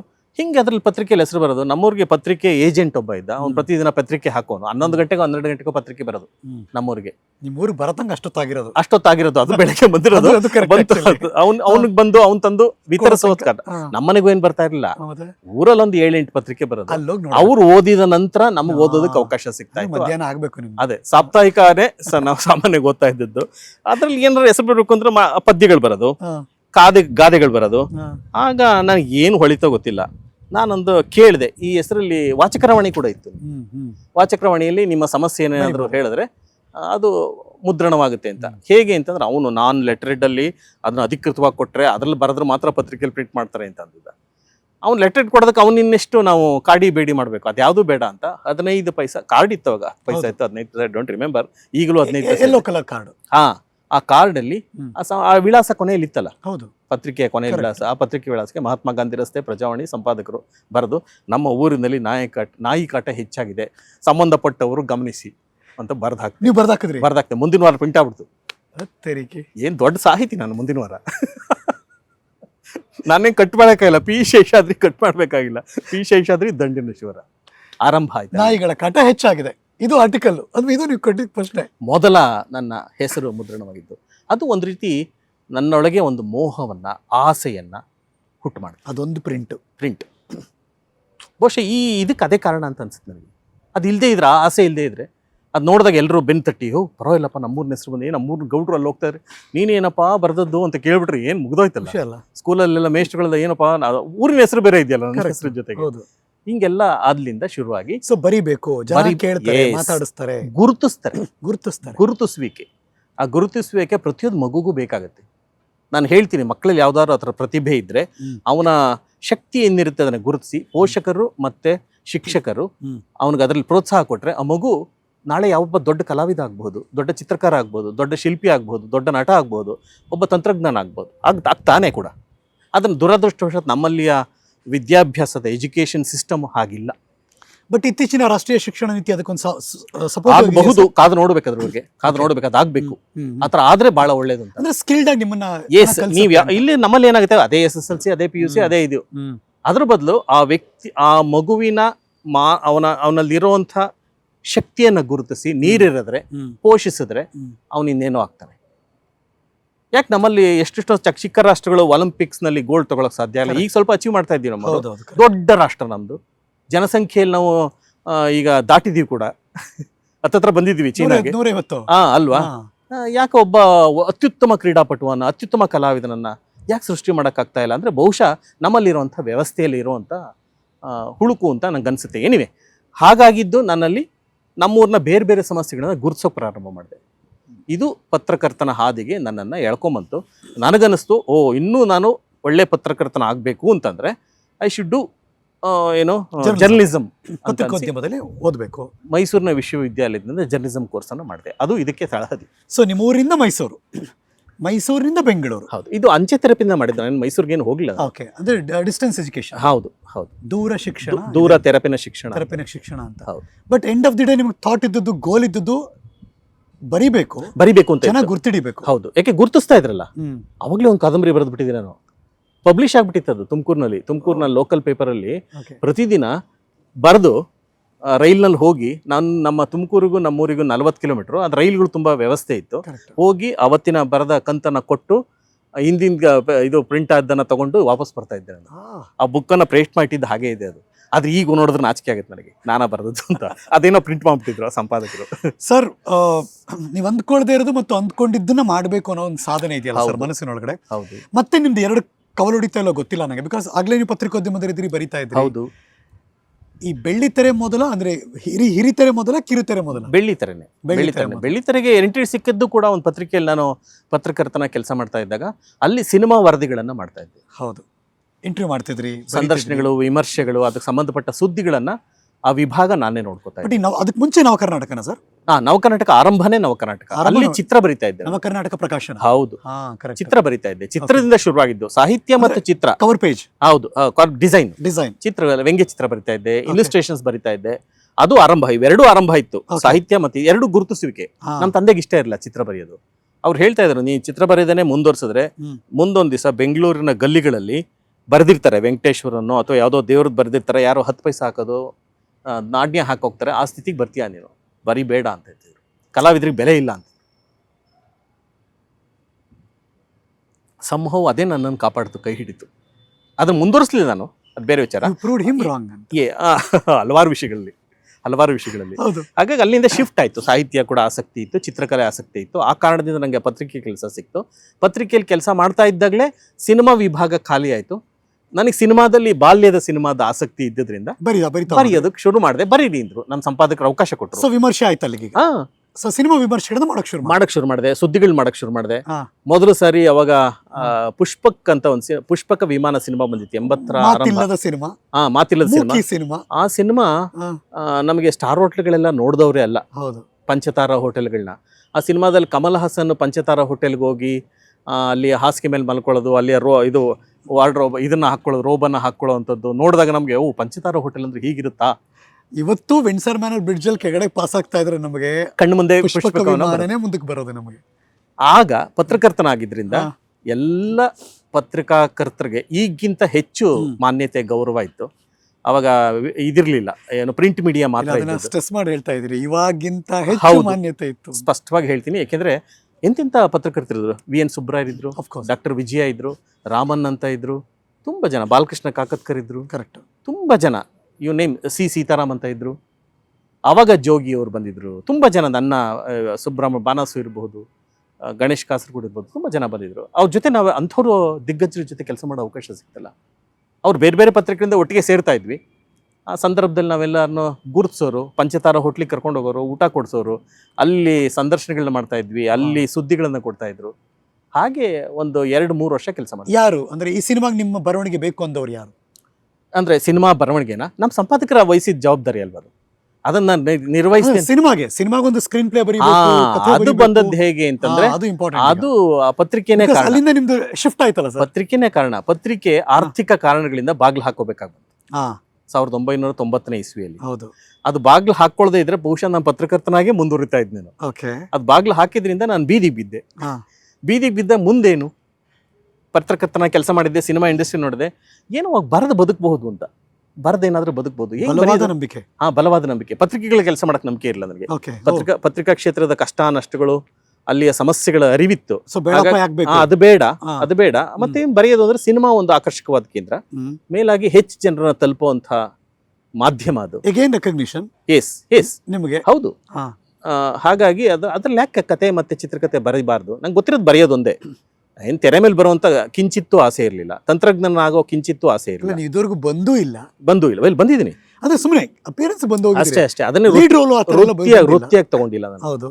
ಹಾಗಾಗಿ ಅವಾಗ ಬರೆದು ಬದುಕಬೇಕು ಅಂತ ನನ್ನ ಸ್ನೇಹಿತರೊಬ್ರು ಅಸೋಸಿಯೇಟ್ ಡೈರೆಕ್ಟರ್ ಆಗಿದ್ರು. ಅವ್ರ ಮೂಲಕ ಮೊದಲನೇ ಸಿನಿಮಾಗೆ 91ರಲ್ಲಿ ಸುರೇಶ್ ಜೊತೆ ಸ್ವಲ್ಪ ದಿವಸ ಕೆಲಸ ಮಾಡ್ತಾ ಇದ್ವಿ. ಒಟ್ಟಿಗೆ ಇಬ್ರು ಕೂತ್ಕೊಂಡು ಚಿತ್ರಕಥೆ ಬರೀತಾ ಇದ್ವಿ. ಒಂದು ಸಿನಿಮಾಗೆ ಸ್ವತಂತ್ರವಾಗಿ ಕತೆ ಅವ್ರು ಕೊಟ್ಟರು, ಚಿತ್ರಕಥೆ ಸಂಭಾಷಣೆ ಮಾಡಿದೆ. ಅದು 91-92. ಒಂದು ನಂಬಿಕೆ ಬಂತ ಸರ್ ಈ ಕ್ಷೇತ್ರ? ಇಲ್ಲ. ಅವಾಗ ಏನಾಯ್ತು, ಆ ಮೊದಲನೇ ಸಿನಿಮಾ ನೋಡಿದ್ಮೇಲೆ ಅನ್ನಿಸ್ತು ನಾನು ಬರ್ದದ್ದ ಇದು ಅಂತ, ಇಷ್ಟು ಕೆಟ್ಟದಾಗಿದೆಯಾ ಅಂತ. ಆಗ ಅನ್ನಿಸ್ತು. ಅಂದ್ರೆ ಅವಾಗ ಅನ್ಸಿದ್ದೇನು ಗೊತ್ತಾ, ಸಂಭಾಷಣೆ ಬರೆಯೋನಿಗೋ ಚಿತ್ರಕಥೆ ಬರೆಯೋನಿಗೋ ಒಂದು ಮಿತಿ ಇರುತ್ತೆ. ನಿರ್ದೇಶಕನ ಹೇಳ್ತೀವಿ ನಾವು, ಕ್ಯಾಪ್ಟನ್ ಆಫ್ ದ ಶಿಪ್ ಅಂತ ಹೇಳಿ. ಹೌದು. ಅಂದ್ರೆ ಆತನೇ ನಿರ್ಧಾರ ಮಾಡೋನು. ನೀವೇನೇ ಬರೆದು ಕೊಟ್ರು ತೆರೆಗೆ ತರಬೇಕಾದವನು ಅವನು. ಹಾಗಾಗಿ ಅವನ ಕೈಯಲ್ಲಿರುತ್ತೆ. ಆಗ ನನಗೆ, ನಾನು ರೈಟರ್ ಆಗಿದ್ರೆ ನಾನು ಬರ್ದದ್ದನ್ನ ಆ ನಿರ್ದೇಶಕ ತನ್ನ ಇಚ್ಛೆಗೆ ತಕ್ಕ ಹಾಗೆ ಬದಲಾಯಿಸ್ಕೋಬಹುದು. ಕರೆಕ್ಟ್. ಅದನ್ನ ವಿಜುವಲೈಸ್ ಮಾಡ್ಕೋಬಹುದು.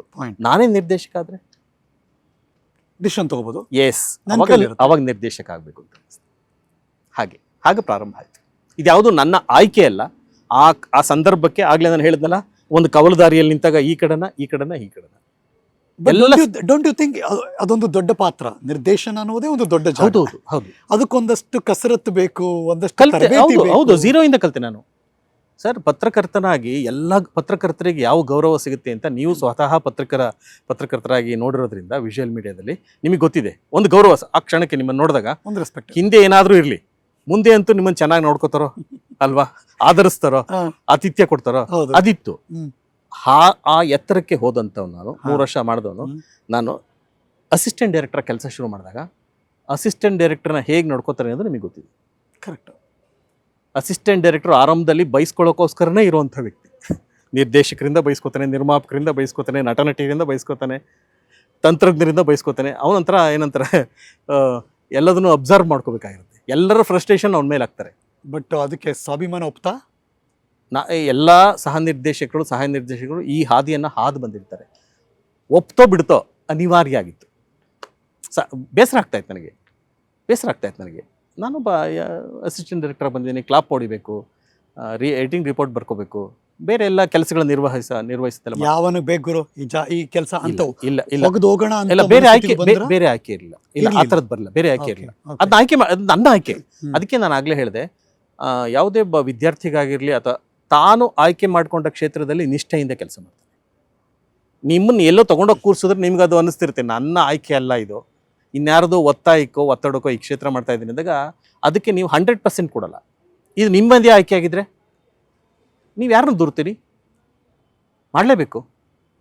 ಹಾಗೆ ಮಾಡಿದ್ರಿಂದ ನಾನು ಇಲ್ಲಿ ಕೂತ್ಕೊಳ್ಳೋಕೆ ಸಾಧ್ಯ.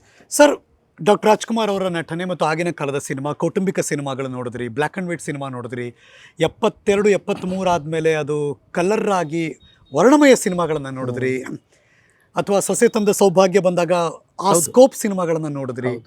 85 ಆದಮೇಲೆ ಮಗದೊಂದು ಜನ್ರೇಷನ್ ಒಳಗೆ ಬಂದು ಪ್ರೀತಿ ಪ್ರೇಮ ಆ ಥರದೊಂದಷ್ಟು ಸಿನಿಮಾಗಳು ಬಂತು. 90ಕ್ಕೆ ಬಂದ ಮೇಲೆ ಅದು ಮಗದೊಂದು ಆಯಾಮಕ್ಕೆ ಹೊರಳಕ್ಕೆ ಶುರುವಾಯಿತು.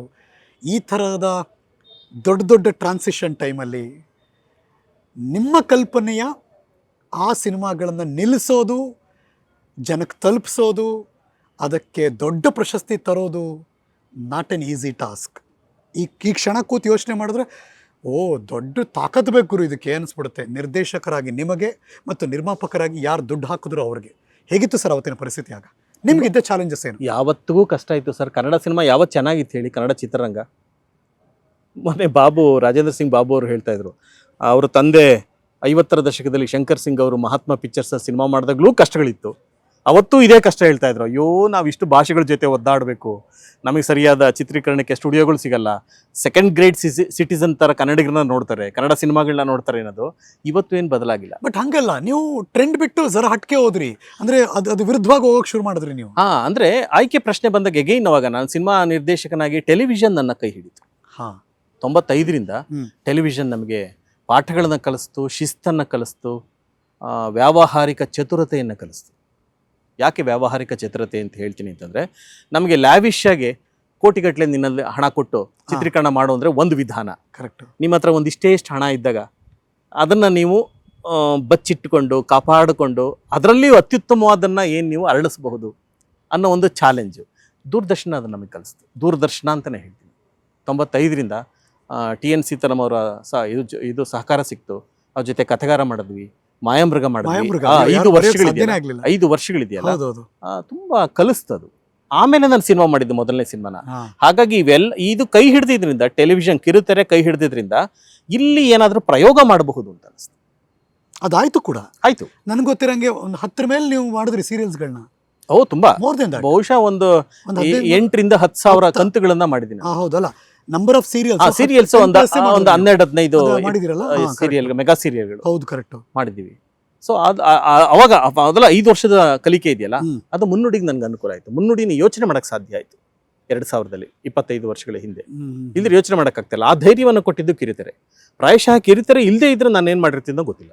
ಅಂದ್ರೆ ಕೂಡಿ ಬಂತು ನಮಗೆಲ್ಲ. ಬಟ್ ಎರಡು ನೋಡುವಿಕೆ ಬೇರೆ ಅಲ್ಲ ಸರ್. ಅಂದ್ರೆ ನೀವು ಧಾರಾವಾಹಿಗಳಿಗೆ ಬರೆಯುವಂತ ನೋಡುವ ವಿಧಾನ ಬೇರೆ, ಸಿನಿಮಾದಲ್ಲಿ ಅಷ್ಟನ್ನು ಕೂಡ ನೀವು 1-2 ತಾಸಲ್ಲಿ ಕಟ್ಕೊಡ್ಬೇಕು. ನಿಜ ಆ ಚಾಲೆಂಜ್ ಇರುತ್ತೆ.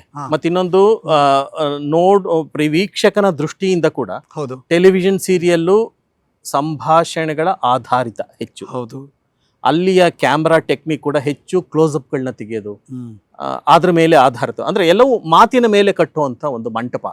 ಅಂದ್ರೆ ಸೂಕ್ಷ್ಮಗಳು ಇರಲ್ಲ ಅಂತ ನಾ ಹೇಳಲ್ಲ, ಬಟ್ ಅಲ್ಲಿ ಹೇಳುವ ಕಥೆಯ ವಿಧಾನಕ್ಕೂ, ಆಗ್ಲೇ ನೀವು ಹೇಳಿದಾಗ 2ರಿಂದ 2.5 ಗಂಟೆಯ ಕಥೆಯ ವಿಧಾನಕ್ಕೂ ಅದನ್ನ ನಿರ್ವಹಿಸೋ ಕ್ರಮಕ್ಕೂ ಇದನ್ನು ನಿರ್ವಹಿಸೋ ಕ್ರಮಕ್ಕೂ ವ್ಯತ್ಯಾಸ ಇದೆ.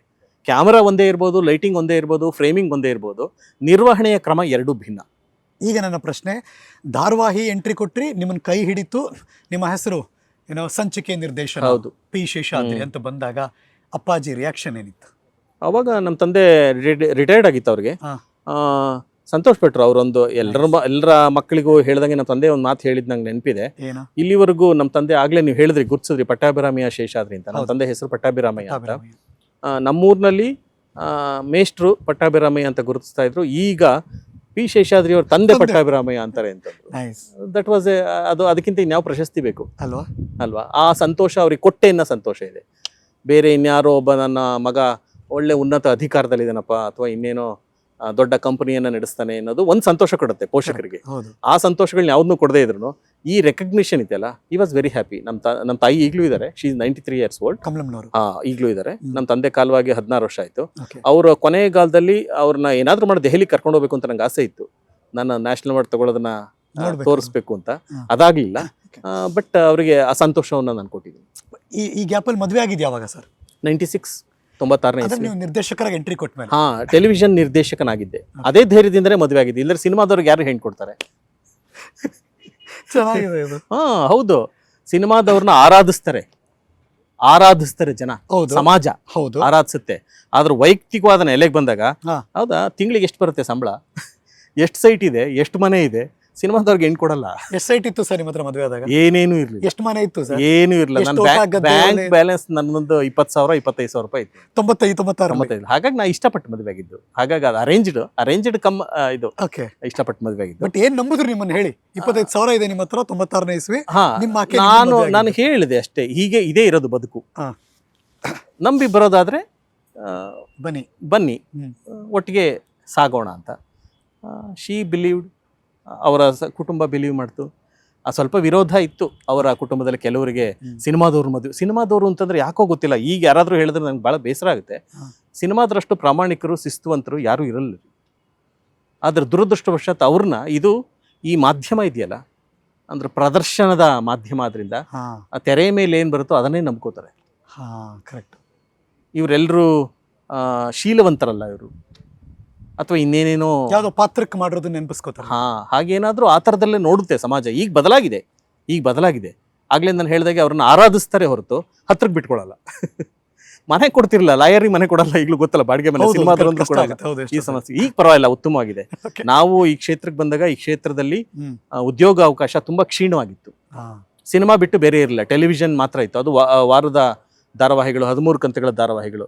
ಈಗ ವಿಪುಲವಾಗಿದೆ ಅವಕಾಶಗಳು.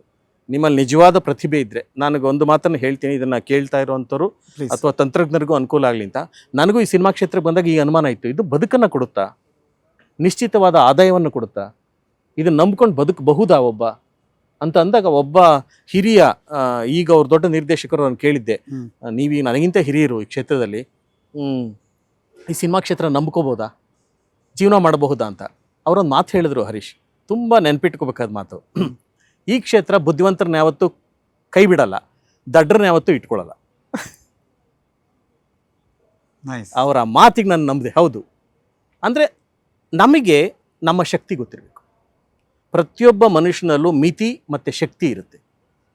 ನಮ್ಮ ಮಿತಿ ಏನು, ಆ ಮಿತಿಯನ್ನು ದಾಟೋ ಬಗೆ ಹೇಗೆ, ನಮ್ಮ ಶಕ್ತಿ ಏನು, ಆ ಶಕ್ತಿಯನ್ನು ಪ್ರದರ್ಶನ ಮಾಡೋ ಕಲೆ ಇವೆರಡನ್ನ ಕಲ್ತ್ಕೊಂಡ್ರೆ ನೀವು ಖಂಡಿತ ಸರ್ವೈವ್ ಆಗ್ಬೋದು. ಸರ್, ಕೋಟ್ಯಾಂತರ ಜನಕ್ಕೆ ಹೆಲ್ಪ್ ಆಗಲಿ ನಿಮ್ಮ ಮಾತಿನಿಂದ. ಬಿಫೋರ್ ಮುಂದಕ್ಕೆ ಹೋಗಕ್ಕೆ ಮುಂಚೆ ನೀವು ಪೂರ್ತಿ ಇಂಟ್ರೋವರ್ಟ್, ನೀವು ಆಗಲೇ ಹೇಳಿದ್ರಿ. ಹೌದು, ನಾನು ಮುಂದಕ್ಕೆ ಬರೋನೆಲ್ಲ ಮಾತಾಡೋನೆಲ್ಲ ಮುಖ ತೋರಿಸೋಲ್ಲ. ಹೌದು, ಇವಾಗ ಎಕ್ಸ್ಟ್ರಾವರ್ಟ್ ಅಲ್ಲಿ ಇದ್ದೀರಾ ಅಂದ್ರೆ ಹೌದು, ಧೈರ್ಯವಾಗಿ ನಿಂತು ಕಾನ್ಫಿಡೆನ್ಸ್ ಆಗಿ ಮಾತಾಡ್ತೀರಾ. ಸಭೆಯಲ್ಲಿ ಮಾತಾಡಕ್ ಆಗ್ತಾ ಇರಲಿಲ್ಲ, ಅಳುತ್ತಾ ಕೈಕಾಲು ನಡುಗ್ತಾ ಇತ್ತು, ನನಗೆ ಬೆವರ್ತಾ ಇದ್ದೆ ನಾನು.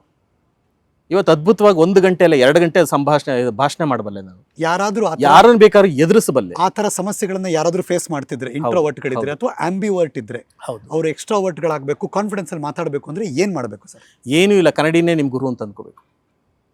ನಾನು ಎಲ್ರಿಗೂ ಹೇಳ್ತೀನಿ, ಕಲಾವಿದ್ರಿಗೂ ಅದೇ ಹೇಳ್ತೀನಿ, ನಿಲುಗನ್ನಡಿಯನ್ನು ನಿಮ್ಮ ಗುರು ಅಂತ ಅಂದ್ಕೊಳ್ಳಿ. ಯಾರೂ ನಗೋಲ್ಲ, ಯಾರೂ ಕೇಕೆ ಹಾಕಲ್ಲ, ಯಾರೂ ಗೇಲಿ ಮಾಡಲ್ಲ. You practice makes man perfect.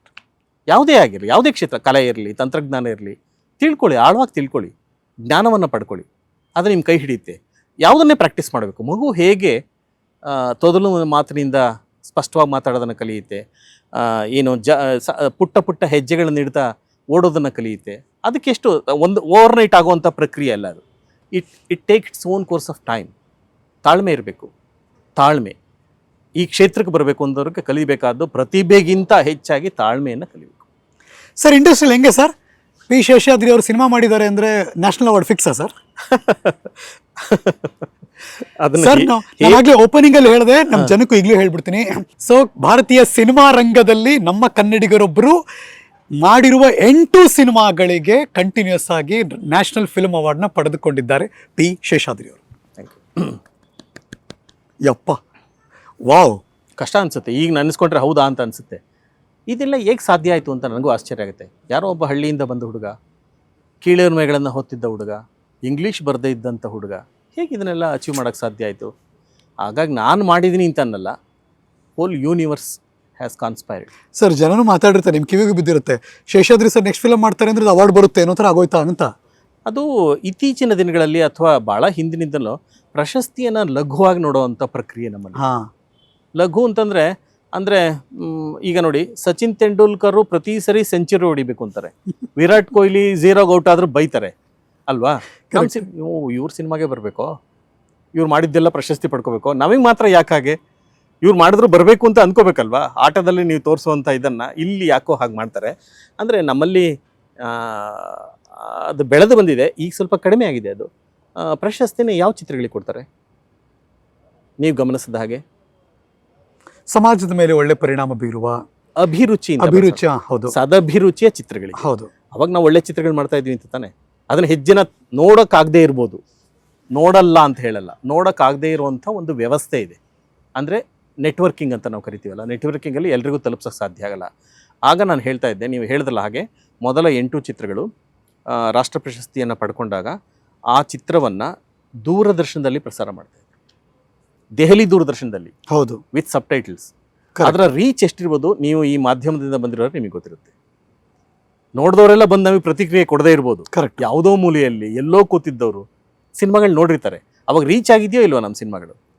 100%. ಹಾಂ sir, if you ask me, ನನ್ನ ಕೇಳಿದ್ರೆ ನೀವು ಆವಾಗ ಮಾಡಿರುವಂಥ ಸಿನಿಮಾಗಳನ್ನ ಧೈರ್ಯ ಮಾಡಿದ್ರಲ್ಲ, ಒಂದು ಗಂಡದೇ ಇದೆಯಲ್ಲ, ಬಹುಶಃ ಇವಾಗ ಸಿನಿಮಾ ಮಾಡೋಕ್ಕಾಗಲ್ಲ ಸರ್. ಕೆಲವು ವಸ್ತುಗಳು ಕಾನ್ಸೆಪ್ಟ್ ಅಲ್ಲಿ ಮಾಡೋಕ್ಕಾಗದೇ ಇಲ್ಲ. ಕೆಲವು ವಸ್ತುಗಳನ್ನ ಈಗ ನಿರ್ವಹಿಸೋಕ್ಕಾಗಲ್ಲ. ಮುನ್ನುಡಿ ಸೂಕ್ಷ್ಮವಾಗಿದೆಯಾ ಮನಸ್ಥಿತಿ? ಅಲ್ಲ, ಮುನ್ನುಡಿ ಫಾರ್ ಎಕ್ಸಾಂಪಲ್. ಹೌದು ಹೌದು. ಇವತ್ತು ಮುನ್ನುಡಿಯನ್ನ ಮಾಡಬಲ್ಲಿರಾ ಅಂತ ಕೇಳಿದ್ರೆ ನಾನು ಇಲ್ಲ ಅಂತೀನಿ. ನಾನು ಮಾಡೋದಕ್ಕೆ ಶಕ್ತಿ ಇದೆ, ಬಟ್ ಅದನ್ನ ಆಚೆಗೆ ತೋರ್ಲಿಕ್ಕೆ ಸಾಧ್ಯನಾ ಅಂತಂದ್ರೆ ಸರ್ ದೊಡ್ಡ ದೊಡ್ಡ ಸಂಘರ್ಷಗಳು ನಡೆದೋಗ್ಬಿಡುತ್ತೆ. ಹೌದು ಹೌದು ಹೌದು. ಈಗ ಸನ್ನಿವೇಶ ಹಾಗೆ ಸೃಷ್ಟಿಯಾಗಿದೆ. ಬಟ್ ಆ ಸಿನಿಮಾ ಮಾಡಿದ್ರಿ, ಆ ಸಿನಿಮಾಗೆ ಅವಾಗ್ಲೂ ಒಂದು ಮಾತು ಬಂದಿತ್ತು, ಆದ್ರೆ ಅದನ್ನ ಮೀರಿ ನಿಮಗೆ ಆ ಪ್ರಶಸ್ತಿ ತಂದು ಕೊಡ್ತು ಸರ್. ಹೌದು, ಯಾಕೆಂದ್ರೆ ಅದನ್ನ ನಿರ್ಮಾಪಕರನ್ನ ಹುಡುಕೊಂಡು ಆ ಸಿನಿಮಾಗೆ ಹೋದಾಗ ಎಲ್ಲರೂ ಹೇಳಿದ್ದು ಕತೆ ತುಂಬಾ ಚೆನ್ನಾಗಿದೆ ಮುನ್ನುಡಿದು, ಆದ್ರೆ ಈ ಸಿನಿಮಾನ ಯಾರು ನೋಡ್ಬೇಕ್ರಿ ಅಂತ. ಅವ್ರ ಹೆಸರನ್ನ ತಗೊಳ್ಳಲ್ಲ ನಾನು, ಪ್ಲೀಸ್, ಅವರು ತಗೊಳ್ಳಲ್ಲ. ಚಿತ್ರರಂಗದಲ್ಲಿ ಪ್ರಖ್ಯಾತ ನಿರ್ಮಾಪಕರು ಅವರು ಯಾರು ನೋಡ್ಬೇಕು? ಏನ್ ಸರ್ ಆಗಂತೀರಿ? ಪ್ರೇಕ್ಷಕರು, ಸಾಮಾನ್ಯ ಜನ ನೋಡ್ತಾರೆ ಅಂದ್ರೆ, ಅಲ್ಲ ರೀ, ಇದು ಕತೆ ಸಂಪೂರ್ಣ ಮುಸ್ಲಿಮಯ, ಒಂದೇ ಒಂದು ಹಿಂದೂ ಪಾತ್ರ ಕೂಡ ಇಲ್ಲ, ಹಾಗಾಗಿ ಹಿಂದೂಗಳೇ ಸಿನಿಮಾ ನೋಡಲ್ಲ. ಹೌದಾ?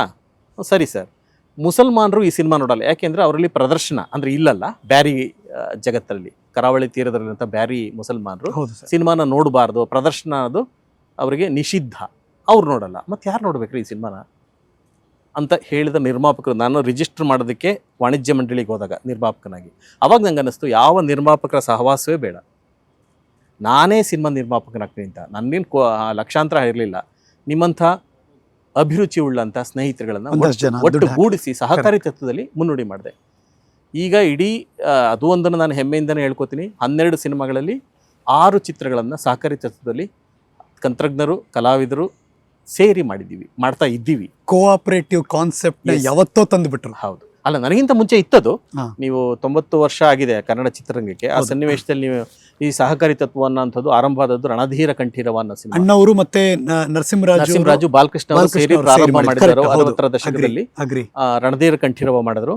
ಆಮೇಲೆ ವಿಷ್ಣುವರ್ಧನ್ ಅವರು ಮತ್ತೆ ಇನ್ನ ಕೆಲವು ತಂತ್ರಜ್ಞರು ಸೇರ್ಕೊಂಡು ದಶಮಿ ಅಂತ ಒಂದು ಮಾಡಿದ್ರು. ಆನಂತರ 90ರ ದಶಕದಲ್ಲಿ NS ಶಂಕರ್ ಅವರು ಉಲ್ಟಾ ಪಲ್ಟಾ ಅಂತ ಮಾಡಿದ್ರು. ಬಟ್ ಇವೆಲ್ಲವೂ ಬೇರೆ ಬೇರೆ ಕಾರಣಕ್ಕೆ 2ನೇ ಸಿನಿಮಾಗೆ ಹೋಗ್ಲಿಲ್ಲ. ಅದು ನನಗೆ ಗೊತ್ತಿಲ್ಲ ಯಾವ ಕಾರಣ ಅಂತ. ಅದನ್ನ ನಾನು ಮುನ್ನುಡಿ ಮಾಡಿದಾಗ ಇದೇ ಮಾತಿತ್ತು, ಇದೆಲ್ಲ ಒಂದು ವ್ಯಾಪಾರವನ್ನ ಗಂಡ ಹೆಂಡತಿ ಪಾರ್ಟ್ನರ್ ಆಗಿದ್ರು ಜಗಳ ಬರುತ್ತೆ, ಅಪ್ಪ ಮಕ್ಕಳು ಪಾರ್ಟ್ನರ್ ಆಗಿದ್ರು ಜಗಳ ಬರುತ್ತೆ. ಇದೆಲ್ಲ ಚೆನ್ನಾಗಿದೆ. ಇನ್ನು ಬೇರೆ ಬೇರೆಯ ಏನು ಹಿನ್ನೆಲೆಯಿಂದ ಬಂದಂತಹ ವ್ಯಕ್ತಿಗಳನ್ನ ಇಟ್ಕೊಂಡು ಈ ಸಿನಿಮಾ ಮಾಡಿ ನಿಭಾಯಿಸಕ್ ಸಾಧ್ಯನಾ? 9 ಜನ ನವಗ್ರಹಗಳಿದ್ದಾಗಿದ್ರು ನನ್ನ ನಿರ್ಮಾಪಕ ಮಿತ್ರರು, ನಿಭಾಯಿಸಕ್ ಸಾಧ್ಯ ಆಯ್ತು ಯಾಕೆಂದ್ರೆ ನಾನು ಮೇಷ್ಟ್ರ ಮಗ ಆಗಿದ್ದು. ಅದು ಎಲ್ಲರೂ ಕಂಟ್ರೋಲ್ ಮಾಡಿದ್ರೆ ನೀಟಾಗಿ ಆಯ್ತು ಅಂತದ್ದು. ಅಂದ್ರೆ ಕಂಟ್ರೋಲ್ಗಿಂತ ಹೆಚ್ಚಾಗಿ ಜಗತ್ತು ನಿಮ್ಮಿಂದ ಶಿಸ್ತನ್ನು ಬಯಸುತ್ತೆ, ಪ್ರಾಮಾಣಿಕತೆಯನ್ನು ಅಪೇಕ್ಷೆ ಮಾಡುತ್ತೆ, ನಿರ್ವಂಚನೆಯಿಂದ ಕೆಲಸ ಮಾಡೋದನ್ನು ನಿರೀಕ್ಷಿಸುತ್ತೆ. ನಾನು ಆಗಲೇ ಒಂದು ಮಾತು ಹೇಳಿದೆ, ಪ್ರತಿಭೆ ಒಂದು ಗುಲ್ಗಂಜಿಯಷ್ಟು ಕಡಿಮೆ ಇದ್ದರೂ ಪರವಾಗಿಲ್ಲ, ಪ್ರಾಮಾಣಿಕತೆ, ಶಿಸ್ತು ನಿಮ್ಮನ್ನು ಕಾಪಾಡುತ್ತೆ, ತಾಳ್ಮೆ ನಿಮ್ಮನ್ನು ಕಾಪಾಡುತ್ತೆ. ಅದು ನನ್ನ ಅನುಭವ, ನಾನೇ ಸಾಕ್ಷಿ. ಇಲ್ಲ, ಸತ್ಯ ಸರ್. ಅದು ನಾನು ಅಂದ್ಕೋತೀನಿ, ನನಗಿಂತ ಪ್ರತಿಭಾವಂತರು ತುಂಬ ಜನ ಇದ್ದಾರೆ ನನ್ನ ಜೊತೆ ಬಂದಂಥವ್ರು ಈ ಕ್ಷೇತ್ರದಲ್ಲಿ. ಹರೀಶ್ ಅವ್ರಿಗೆ ಯಾಕೋ ಸಿಗದೇ ಇರೋಂಥದ್ದು ನನಗೆ ಹೇಗೆ ಸಿಕ್ತು? ನಾನೇನು ತುಂಬ ದೊಡ್ಡ ಪ್ರತಿಭಾವಂತ ಅಲ್ಲ, ಇನ್ನೂ ಪ್ರತಿಭಾವಂತರು ನೋಡ್ತಾ ಇರ್ತೀನಿ, ಅವ್ರು ಇನ್ನೂ ಸಿಗಬೇಕಾಗಿತ್ತು, ಎಲ್ಲೋ ಮಿಸ್ ಹೊಡಿತಾ ಇದೆಯಲ್ಲ ಅಂತ ಅನಿಸುತ್ತೆ. ಗೊತ್ತಿಲ್ಲ, ಇದಕ್ಕೆ ಉತ್ತರ ಸಿಕ್ಕಿಲ್ಲ ನನಗೆ. ಸರ್, ಇಷ್ಟೆಲ್ಲ ಅಂದರೆ ಛಾಪು ಮೂಡಿಸಿದ ಮೇಲೆ, ನಿಮಗೆ ಅವಾರ್ಡ್ಗಳು ಬಂದ ಮೇಲೆ, ಆಗ ಕನ್ನಡ ಸಿನಿಮಾ ರಂಗದ ದಿಗ್ಗಜರನ್ನ ಭೇಟಿ ಮಾಡಿದ್ರ ಸರ್, ಅಥವಾ ಅವರೇ ಫೋನ್ ಮಾಡಿದ್ರ ಸರ್? ಹೇಗಿತ್ತು ಸರ್? ಖಂಡಿತ ತುಂಬ ಜನ. ನಾನು ರಾಜ್ಕುಮಾರ್ ಅವ್ರ ಜೊತೆ ಕೆಲಸ ಮಾಡಿದ್ದೆ ಆಕಸ್ಮಿಕ ಚಿತ್ರದಲ್ಲಿ, ಅವಾಗ ನಾನು ಸಹ ನಿರ್ದೇಶಕನಾಗಿದ್ದೆ. ನನ್ನ ಮೊದಲನೇ ಚಿತ್ರ ಮುನ್ನುಡಿಗೆ ಅರವಿಂದನ್ ಪುರಸ್ಕಾರ ಮೊದಲ ಪ್ರಶಸ್ತಿ ಬಂದಿದ್ದು, ರಾಷ್ಟ್ರ ಪ್ರಶಸ್ತಿಗೆ ಮುಂಚೆ. ಅರವಿಂದನ್ ಪುರಸ್ಕಾರಂ ಹೇಗೆ ಅಂತಂದರೆ, ಅರವಿಂದನ್ ಅಂತ ಒಬ್ಬ ನಿರ್ದೇಶಕರಿದ್ದಾರೆ ಮಲಯಾಳಂನಲ್ಲಿ, ಕೇರಳದಲ್ಲಿ, ಅವರ ಹೆಸರಿನಲ್ಲಿ ಒಂದು ಪ್ರಶಸ್ತಿಯನ್ನು ಕೊಡ್ತಾರೆ. ಅದು ಮೊದಲ ನಿರ್ದೇಶಕನ ಚಿತ್ರಕ್ಕೆ, ಮೊದಲ ನಿರ್ದೇಶನಕ್ಕೆ ಡೆಬ್ಯೂ ಅವಾರ್ಡ್ ಅಂತ ಕೊಡ್ತಾರೆ. ಅದು ಮುನ್ನುಡಿಗೆ ಬಂತು. ಅದು ಬಂದಾಗ ಕನ್ನಡ ಪತ್ರಿಕೆಯಲ್ಲಿ ಫ್ರಂಟ್ ಪೇಜಲ್ಲಿ ಒಂದು ಹಾಕಿತ್ತು. ರಾಜ್ಕುಮಾರ್ ಅವ್ರ ಮನೆಗೆ ಕರೆಸ್ಕೊಂಡ್ರು. ಅದು ನೋಡಿ ಕರೆಸ್ಕೊಂಡು ಅವಾಗಲೇ ಅವ್ರದ್ದೊಂದು ಒಂದು ಇನ್ನೊಂದು ಸಿನಿಮಾದೇನೋ ಮುಹೂರ್ತ ಇತ್ತು, ಶಿವಣ್ಣಂದು ಅಥವಾ ರಾಘಣ್ಣಂದು, ನಂಗೆ ನೆನಪಿಲ್ಲ. ಆ ಮುಹೂರ್ತಕ್ಕೆ ಬರೋದಕ್ಕೆ ಆಹ್ವಾನ ಬಂತು. ನಾನು ಹೋದೆ. ನಾನು ಎಲ್ಲೋ ಎಲ್ಲರೂ ಇದ್ದರು, ನನಗೆ ಅವ್ರು ಚೆನ್ನಾಗಿ ಪರಿಚಯ ಇತ್ತು. ನಾನು ಹಿಂದಿ ಸಾಲ ನಿಂತ್ಕೊಂಡಿದ್ದೆ. ಅವ್ರು ಬಂದರು. ಬಂದು ಅವ್ರ ಕಣ್ಣು ಎಷ್ಟು ಶಾರ್ಪ್ ಅಂತ ಅದಕ್ಕೆ ಹೋಗ್ತಾ ಇದ್ರು, ನಮಸ್ಕಾರ ನಮಸ್ಕಾರ ಅಂದ್ಕೊಂಡು ಹೋಗ್ತಾಯಿದ್ರು. ಈಗ ತಿರುಗಿದ್ರು, ನೋಡಿದ್ರಲ್ಲ, ಬಿಡಿಸ್ಕೊಂಡು ಹತ್ರ ಬಂದು ಹೆಗ್ಲ ಮೇಲೆ ಕೈ ತಟ್ಟಿ ಹೋದರು. ಹೇಳಿದರು, ಏನಂದ್ರು? ಅಭಿನಂದನೆಗಳು ಹೇಳಿದ್ರು. ಹೆಮ್ಮೆ ಆಯಿತು ನನಗೆ. I am very proud. ನಿಮ್ಮ ಬಾಲ್ಯದಲ್ಲಿ ಯಾರನ್ನ ನೀವು ಬೆರಗು ಗಣ್ಣಿನಿಂದ ಹೌದು ನೋಡಿದ್ರು? ಹೌದು, ನೋಡೋಕೆ ಸಾಧ್ಯ ಆಯಿತು ಹತ್ರದಿಂದ. ನಾನು ಆಕಸ್ಮಿಕ ಚಿತ್ರಕ್ಕೆ ಕೆಲಸ ಮಾಡಿದಾಗ ಸುಮಾರು 1.5-2 ವರ್ಷ ಕೆಲಸ ಮಾಡಿದ್ದು. ಅವ್ರನ್ನ ಬರೀ ನಟನಾಗಿ ಎಲ್ಲ ನೋಡಿದ್ದಾರೆ. ನಟ ಸಾರ್ವಭೌಮ ಅಂತಾನೆ ರಾಜ್ಕುಮಾರ್ ಅವ್ರು ನೋಡಿದ್ದಾರೆ. ಅವರೊಬ್ಬ ಅತ್ಯುತ್ತಮ ಚಿತ್ರಕಥೆಗಾರ ಅಂತ ನಾನು ನೋಡಿದ್ದೀನಿ. ಅತ್ಯುತ್ತಮ ಸಂಭಾಷಣೆಗಾರ ಅಂತ ನಾನು ನೋಡಿದ್ದೀನಿ. ಅವರ ಇನ್ನೊಂದು ಮುಖ ಇದೆಯಲ್ಲ, ತುಂಬ ವೈವಿಧ್ಯಮಯವಾದದ್ದು. ಕಥೆಯನ್ನು ಅವರು ನಿರ್ವಹಿಸೋರು, ಹೇಳೋರು ಹೀಗಾಗುತ್ತೆ ಅಂತ. ಎಷ್ಟೋ ಸರಿ ಚಿತ್ರಕಥೆ ಚರ್ಚೆ ಮಾಡ್ತಾ ಇದ್ದಾಗ ಎಲ್ಲ ಪಾತ್ರಗಳು ಅವರೇ ಆಗೋರು. ಈ ಪಾತ್ರ ಹೀಗೆ ಮಾತಾಡುತ್ತೆ, ಮತ್ತು ಈ ಕಡೆ ಬಂದು ಆ ಪಾತ್ರ ಹೀಗೆ ಮಾತಾಡುತ್ತೆ, ಅದರ ಧಾಟಿ ಹೀಗೆ, ಇದರ ಧಾಟಿ ಹೀಗೆ, ಅದರ ಒಳಗೆ ಹೋಗುವಂಥ ಕ್ರಮ ಇದೆ. ಒಳ್ಳೆ ಕಲಿಕೆ ಇದು. ಅಯ್ಯೋ, ಅದ್ಭುತವಾದ ಯೂನಿವರ್ಸಿಟಿ ಕಲಿಕೆ ಅದು. ನಾನು ಯಾವುದೇ ಶಾಲೆಗೆ ಹೋಗಿ ಕಲಿಲಿಲ್ಲ ಸಿನಿಮಾವನ್ನು. ಈಗಲೂ ತುಂಬ ಶಾಲೆಗಳಿದ್ದಾವೆ ಅಲ್ವಾ, ಅದು ಯಾವ ಶಾಲೆಗೂ ಹೋಗಲಿಲ್ಲ. ನನ್ನ ಕಲಿತದ್ದು ಹೇಗೆ ಅಂತ ನನ್ನ ಗುರುಗಳಿಂದ ಎಲ್ಲರೂ ಗುರುಗಳೇ. ಒಬ್ಬೊಬ್ಬರಿಂದ ಒಂದೊಂದು ಅಂಶಗಳನ್ನು ಕಲಿಯೋಕ್ಕೆ ಸಾಧ್ಯ ಆಯಿತು. ಆ ಕಲಿಕೆ ದೊಡ್ಡದಲ್ವಾ? ಈ ಸಿನಿಮಾ ಜಗತ್ತು ಅಥವಾ ಕಲಾಲೋಕ ಯಾವಾಗಲೂ ಹೇಗೆ ಅಂದರೆ, ಎಲ್ಲರನ್ನೂ ಕೈ ಬೀಸಿ ಕರೆಯುತ್ತೆ, ಆದರೆ ಕೆಲವರನ್ನು ಮಾತ್ರ ಆಯ್ಕೆ ಮಾಡಿಕೊಳ್ಳುತ್ತೆ ಅಂತ. ಇದಕ್ಕೆ ನಿಮ್ಮ ಉತ್ತರ ಏನು? ನಾನು ಆಗಲೇ ಹೇಳಿದ್ನಲ್ಲ, ನನ್ನ ಹಿರಿಯರೊಬ್ಬರು ಚಿತ್ರರಂಗದಲ್ಲಿ ಇದ್ದವರು ಹೇಳಿದ ಹಾಗೆ, ಬುದ್ಧಿವಂತರನ್ನ ಯಾವತ್ತೂ ಈ ಕ್ಷೇತ್ರ ಕೈ ಬಿಡಲ್ಲ, ದಡ್ರನ್ನ ಯಾವತ್ತೂ ಇಟ್ಕೊಳ್ಳಲ್ಲ. ಜೊತೆಗೆ ಬುದ್ಧಿವಂತಿಕೆ ಜೊತೆಗೆ ನೀವು ಶ್ರಮ ಹಾಕಲೇಬೇಕು. ಯಾವುದೇ ಕ್ಷೇತ್ರ ಆಗಲಿ ಶ್ರಮ ಹಾಕಲೇಬೇಕು. ಈ ಕ್ಷೇತ್ರ ಪ್ರಾಯಶಃ ನಾನು ಹತ್ತಿರದಿಂದ ನೋಡಿದಾಗ ಹೆಚ್ಚಿನ ಶ್ರಮವನ್ನು ಅಪೇಕ್ಷೆ ಮಾಡುತ್ತೆ. ಒಂದು ಸಿನಿಮಾ ಹಿಟ್ ಆದ ತಕ್ಷಣ ನೆಕ್ಸ್ಟ್ ಸಿನಿಮಾಗೆ ಏನು ಜವಾಬ್ದಾರಿ ಇರುತ್ತೆ ಸರ್? ಅದೇ ಜಾನರ್ನ ಬಿಟ್ಟು ಬೇರೆ ಜಾನರ್ನ ನೋಡೋದು. ನಮ್ಮಲ್ಲಿ ಏನು ಮಾಡ್ತಾರೆ, ಗೆದ್ದ ಎತ್ತಿನ ಬಾಲವನ್ನು ಹಿಡಿದ ಹಾಗೆ ಅದೇ ಥರದ ಸಿನಿಮಾಗಳನ್ನ ಮಾಡಿ ನಮ್ಮ ಜನ ಸೋತು ಹೋಗ್ತಾರೆ. ಒಂದು ಯಶಸ್ಸಿರುತ್ತಲ್ಲ, ಯಶಸ್ಸಿನ ಮೂಲವನ್ನು ಯಾರೂ ಕಂಡುಹಿಡಿಯೋದಕ್ಕೆ ಸಾಧ್ಯ ಇಲ್ಲ. ಯಾವುದೋ ಒಂದು ಚಿತ್ರ ಬಿಡುಗಡೆಯಾಗಿ ಅದು ಶತದಿನೋತ್ಸವವನ್ನು ಅಥವಾ ಲ್ಯಾಂಡ್ ಮಾರ್ಕನ್ನು ಮಾಡಿದಾಗ ಆಮೇಲೆ ಕಾರಣಗಳನ್ನ ಹುಡುಕ್ತಾರೆ. ಈ ಕಾರಣ ಇರ್ಬೋದಾ, ಈ ಕಾರಣ ಇರ್ಬೋದಾ, ಈ ಹಾಡು ಕಾರಣ ಇರ್ಬೋದಾ, ಈ ನಟಿ ಕಾರಣ ಇರ್ಬೋದಾ, ಈ ನಟ ಕಾರಣ ಇರ್ಬೋದಾ? ನಿಜವಾಗಿ ನಿಖರವಾಗಿ ಇದೇ ಕಾರಣ ಅಂತ ಯಾರಿಗೂ ಹೇಳಕ್ಕೆ ಸಾಧ್ಯ ಇಲ್ಲ. ಹಾಗೆ ಗೊತ್ತಿದ್ರೆ ಅವ್ನು ಮುಂದಿನ ಸಿನಿಮಾದಲ್ಲಿ ಅದನ್ನೇ ಮಾಡ್ಬೋದು.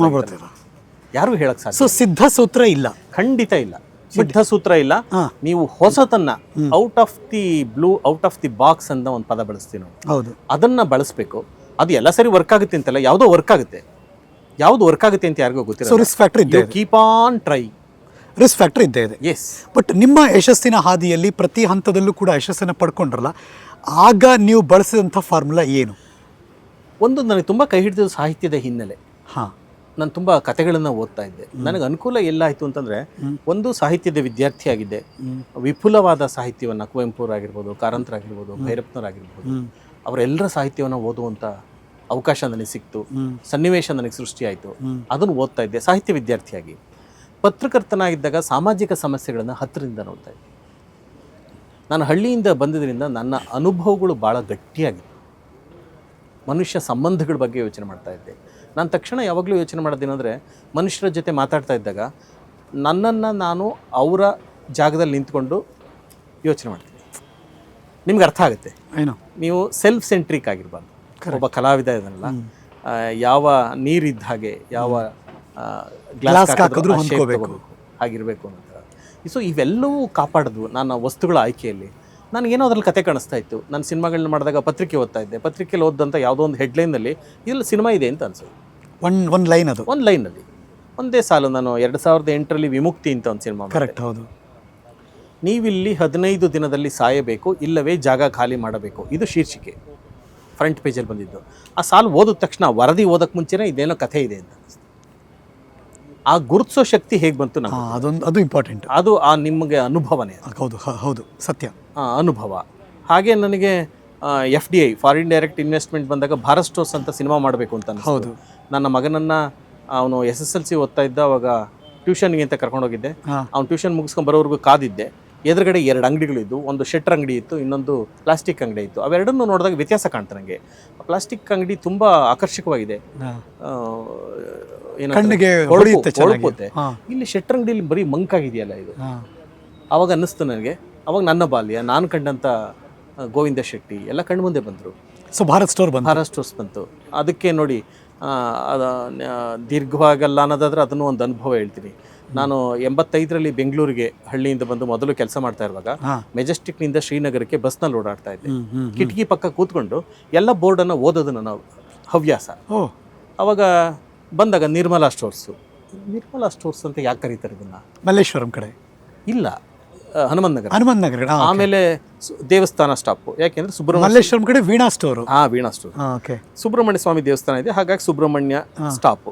ನೆಕ್ಸ್ಟ್ ಬಂದ್ರೆ ಆಶ್ರಮ ಸ್ಟಾಪ್. ಆಶ್ರಮ ಯಾಕೆಂದ್ರೆ ರಾಮಕೃಷ್ಣ ಆಶ್ರಮ ಇದೆ, ಆಶ್ರಮ ಸ್ಟಾಪ್. ನೆಕ್ಸ್ಟ್ ಉಮಾ ಟಾಕೀಸ್ ಇದೆ, ಹಾಗಾಗಿ ಉಮಾ ಟಾಕೀಸ್ ಸ್ಟಾಪ್. ಹೀಗೆ ಪ್ರತಿಯೊಂದು ನಿಲ್ದಾಣಕ್ಕೂ ಒಂದು ಹೆಸರಿರುತ್ತೆ. ಈ ಹೆಸರಿನ ಹಿನ್ನೆಲೆ ಏನು, ಯಾಕೆ ಬರುತ್ತೆ? ಅವಾಗ ನಾನು ಸಿನಿಮಾ ಡೈರೆಕ್ಟರ್ ಆಗಿರಲಿಲ್ಲ, ಇದು ಬರವಣಿಗೆನೂ ಸಣ್ಣ ಪುಟ್ಟ ಪ್ರಮಾಣದ ಇತ್ತು. ಅವಾಗ ಒಂದು ದಿವಸ ನಾನು ಆ ಸ್ಟಾಪಲ್ಲಿ ಇಳಿದು ಕಂಡಕ್ಟರ್ ಕೇಳಿದೆ, ಯಾಕೆ ನಿರ್ಮಲಾ ಸ್ಟೋರ್ಸ್ ಅಂತಾರೆ ಅಂತ.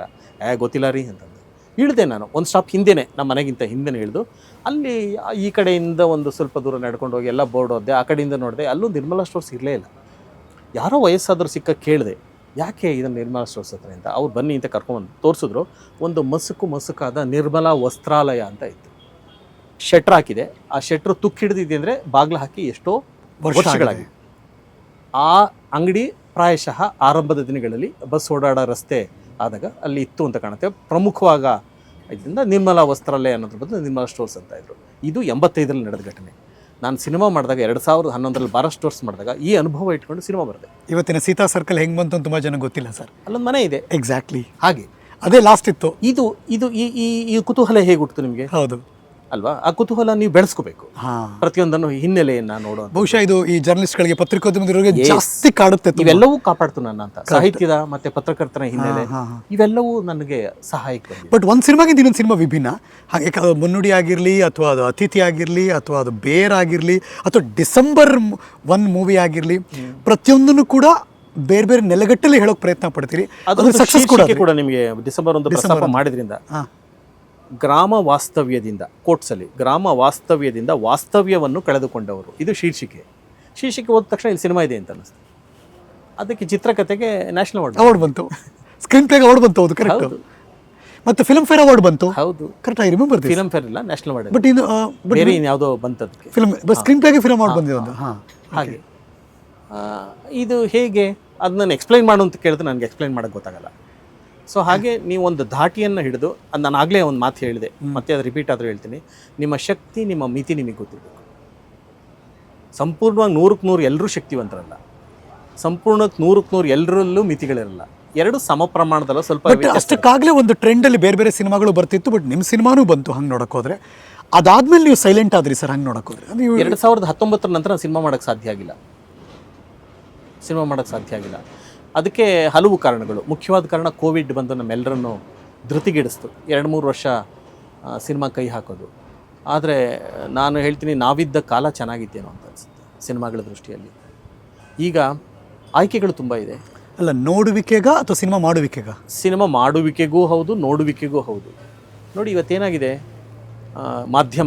ದೃಶ್ಯ ಮಾಧ್ಯಮವನ್ನು ಒಟ್ಟಾಗಿ ಸೇರಿ ಹೇಳೋದಾದರೆ, ನಿಮ್ಮ ಗಮನವನ್ನು ಅಥವಾ ನಿಮ್ಮ ಫೋಕಸನ್ನು 140 ಪದಗಳಿಗೆ ಸೀಮಿತಗೊಳಿಸಿದ್ದಾರೆ, 1 ನಿಮಿಷದ ರೀಲ್ಗೆ ಸೀಮಿತಗೊಳಿಸಿದ್ದಾರೆ.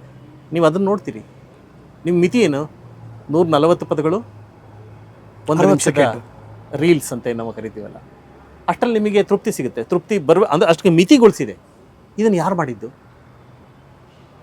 ಒಂದು ವ್ಯವಸ್ಥೆ ಇದೆ ನಮ್ಮ ದೇಶಕ್ಕಾಗಿರೋ, ಎಲ್ಲ ದೇಶದ ಎಲ್ಲ ದೇಶಗಳಲ್ಲೂ. ಹಾಗಾಗಿ ಈ ಟ್ವಿಟರ್ ಅಂತ ಈಗೇನು ಎಕ್ಸ್ ಆಗಿರುವಂಥ ಟ್ವಿಟರ್ 140 ಪದಕ್ಕಿಂತ ಹೆಚ್ಚು ಬರೆಯೋಕ್ಕಾಗಲ್ಲ. ನೀವು ಅಷ್ಟಕ್ಕೆ ಮಿತಿ ಮಾಡ್ಕೋಬೇಕು. ಕರೆಕ್ಟು. ನೀವು ಇನ್ಸ್ಟಾಗ್ರಾಮ್ದಲ್ಲಿ 1 ನಿಮಿಷಕ್ಕಿಂತ ಹೆಚ್ಚು ಹಾಕೋಕ್ಕಾಗೋದೇ ಇಲ್ಲ, ಅಲ್ಲಿ ಮಿತಿ ಮಾಡ್ಕೋಬೇಕು, ಅಷ್ಟರೊಳಗೆ ಮಾಡಬೇಕು. ಅಂದರೆ ಅದಕ್ಕೆ ಅಡಿಕ್ಟ್ ಆಗ್ತಾ ಇದ್ದಾನೆ. ಹಾಗಾಗಿ ನೀವು 2 ಗಂಟೆ ಕೂತು, 2.5 ಗಂಟೆ ಕೂತು ಸಿನಿಮಾ ನೋಡುವಂಥ ತಾಳ್ಮೆಯನ್ನು ಪ್ರೇಕ್ಷಕ ಕಳ್ಕೊಂಡಿದ್ದಾರೆ. ಬದಲಾಗಬೇಕು ಅಂದರೆ ಮಾಡುವಿಕೆನೇ ಬದಲಾಗಬೇಕಾ, ಅಥವಾ ನೋಡುವಿಗರಲ್ಲಿ ಬದಲಾವಣೆಯನ್ನು ಮಾಡೋದಕ್ಕೆ ತಾಕತ್ತಿದೆಯಾ ಮಾಧ್ಯಮಕ್ಕೆ? ಒಂದು ಚಾಲೆಂಜಿಂಗ್ ಆದಂಥ ದಿನಗಳು ಅಂತ ನನಗೆ ಅನಿಸುತ್ತೆ. ಟಾರ್ಗೆಟ್ ಆಫ್ ಆಡಿಯನ್ಸ್ ಅಂತ ನಾವು ಯಾವಾಗಲೂ ಕರಿತೀವಿ, TG. ಯಾರು ನಿಮ್ಮ ಟಾರ್ಗೆಟ್ ಆಫ್ ಆಡಿಯನ್ಸು? ನೀವು ಟೆಲಿವಿಷನ್ ಚಾನಲ್ಗಳಿಗೂ ಅದೇ ಸಮಸ್ಯೆ ಇರುತ್ತೆ, ನಮ್ಮ ಸಿನಿಮಾದವ್ರಿಗೂ ಅದೇ ಸಮಸ್ಯೆ ಇರುತ್ತೆ. ಆದರೆ ಸಾಹಿತಿಗೆ ಅಷ್ಟಿರಲ್ಲ ನೋಡಿ. ಸಾಹಿತಿ ನನ್ನ ಟಾರ್ಗೆಟ್ ಆಫ್ ಆಡಿಯನ್ಸ್ ಇವರು ಅಂತ ಬರೆಯಲ್ಲ ಅಲ್ವಾ. ಯಾರೋ ಒಬ್ಬ ಪತ್ತೇದಾರಿ ಬರಿಬೋದು, ಇನ್ಯಾರೋ ಒಬ್ಬ ಸಾಮಾಜಿಕ ಬರಿಬೋದು, ಇನ್ಯಾರೋ ಒಬ್ಬ ಥ್ರಿಲ್ಲರ್ ಬರಿಬೋದು, ಬರೀತಾನೆ. ಅದಕ್ಕೆ ಸಂಬಂಧಪಟ್ಟವ್ರು ಆಯ್ಕೆ ಮಾಡ್ಕೊಂಡು ಅದನ್ನು ಓದ್ತಾರೆ. ಕರೆಕ್ಟ್. ಅವ್ನ ಉದ್ದೇಶ ಇಟ್ಕೊಂಡು ಇವ್ರಿಗೆ ಬರಿತಾ ಇದ್ದೀನಿ ಅಂತ ಅನ್ನಲ್ಲ. ಆದರೆ ನಾವೀಗ ಸಿನಿಮಾ ಮಾಡಬೇಕಾದ್ರೆ ನಾವು ಟಾರ್ಗೆಟ್ ಆಫ್ ಆಡಿಯನ್ಸ್ ಯಾರು ಅಂತ ನೋಡಬೇಕಾಗುತ್ತೆ. ಟೆಲಿವಿಷನ್ ಸೀರಿಯಲ್ ನೋಡಬೇಕಾದ್ರೆ ಟೆಲಿವಿಷನ್ ರೇಟಿಂಗ್ ಬರ್ತಲ್ಲ, TRP ಬಂದಾಗ ನಾವು ಯಾವ ವಯೋಮಾನದವ್ರು ಇದನ್ನು ನೋಡಿದ್ದಾರೆ ಈ ಕಾರ್ಯಕ್ರಮವನ್ನ, ನಾವು ಅವರು ರೀಚ್ ಆಗ್ತಾ ಇದೀವ, ಮುಂದಿನ ಕಂತುಗಳಲ್ಲಿ ನಾವು ಹೇಗೆ ಅಂದ್ರೆ ಹೀಗೆ ಬದಲಾವಣೆ ಮಾಡ್ಕೊಂಡೋದ್ರೆ ನಿಮ್ಮ ಸ್ವಂತಿಕೆ ಇಲ್ಲಿ ಉಳಿತು. ಇವಾಗ ನಿಮ್ಮ ಆಡಿಯನ್ಸ್ ಇದಾರಾ ಇಲ್ವಾ ಸರ್? ಇದ್ದಾರೆ, ಅಂದ್ರೆ ಅವ್ರ ಸಂಖ್ಯೆ ಕಡಿಮೆ. ಈಗ 2000 ಯಾಕೆ ಹಾಗನ್ನಿಸ್ತು ಸಂಖ್ಯೆ ಇದೆ ಅಂತಂದ್ರೆ ಒಳ್ಳೆಯ ಪ್ರೇಕ್ಷಕನನ್ನ ನಾವು ಯಾವಾಗಲೂ ನಾನು ಹೇಳ್ತಾ ಇರ್ತೀನಿ, ದೃಶ್ಯ ಮಾಧ್ಯಮ ವಿಸ್ತಾರವಾಯಿತು,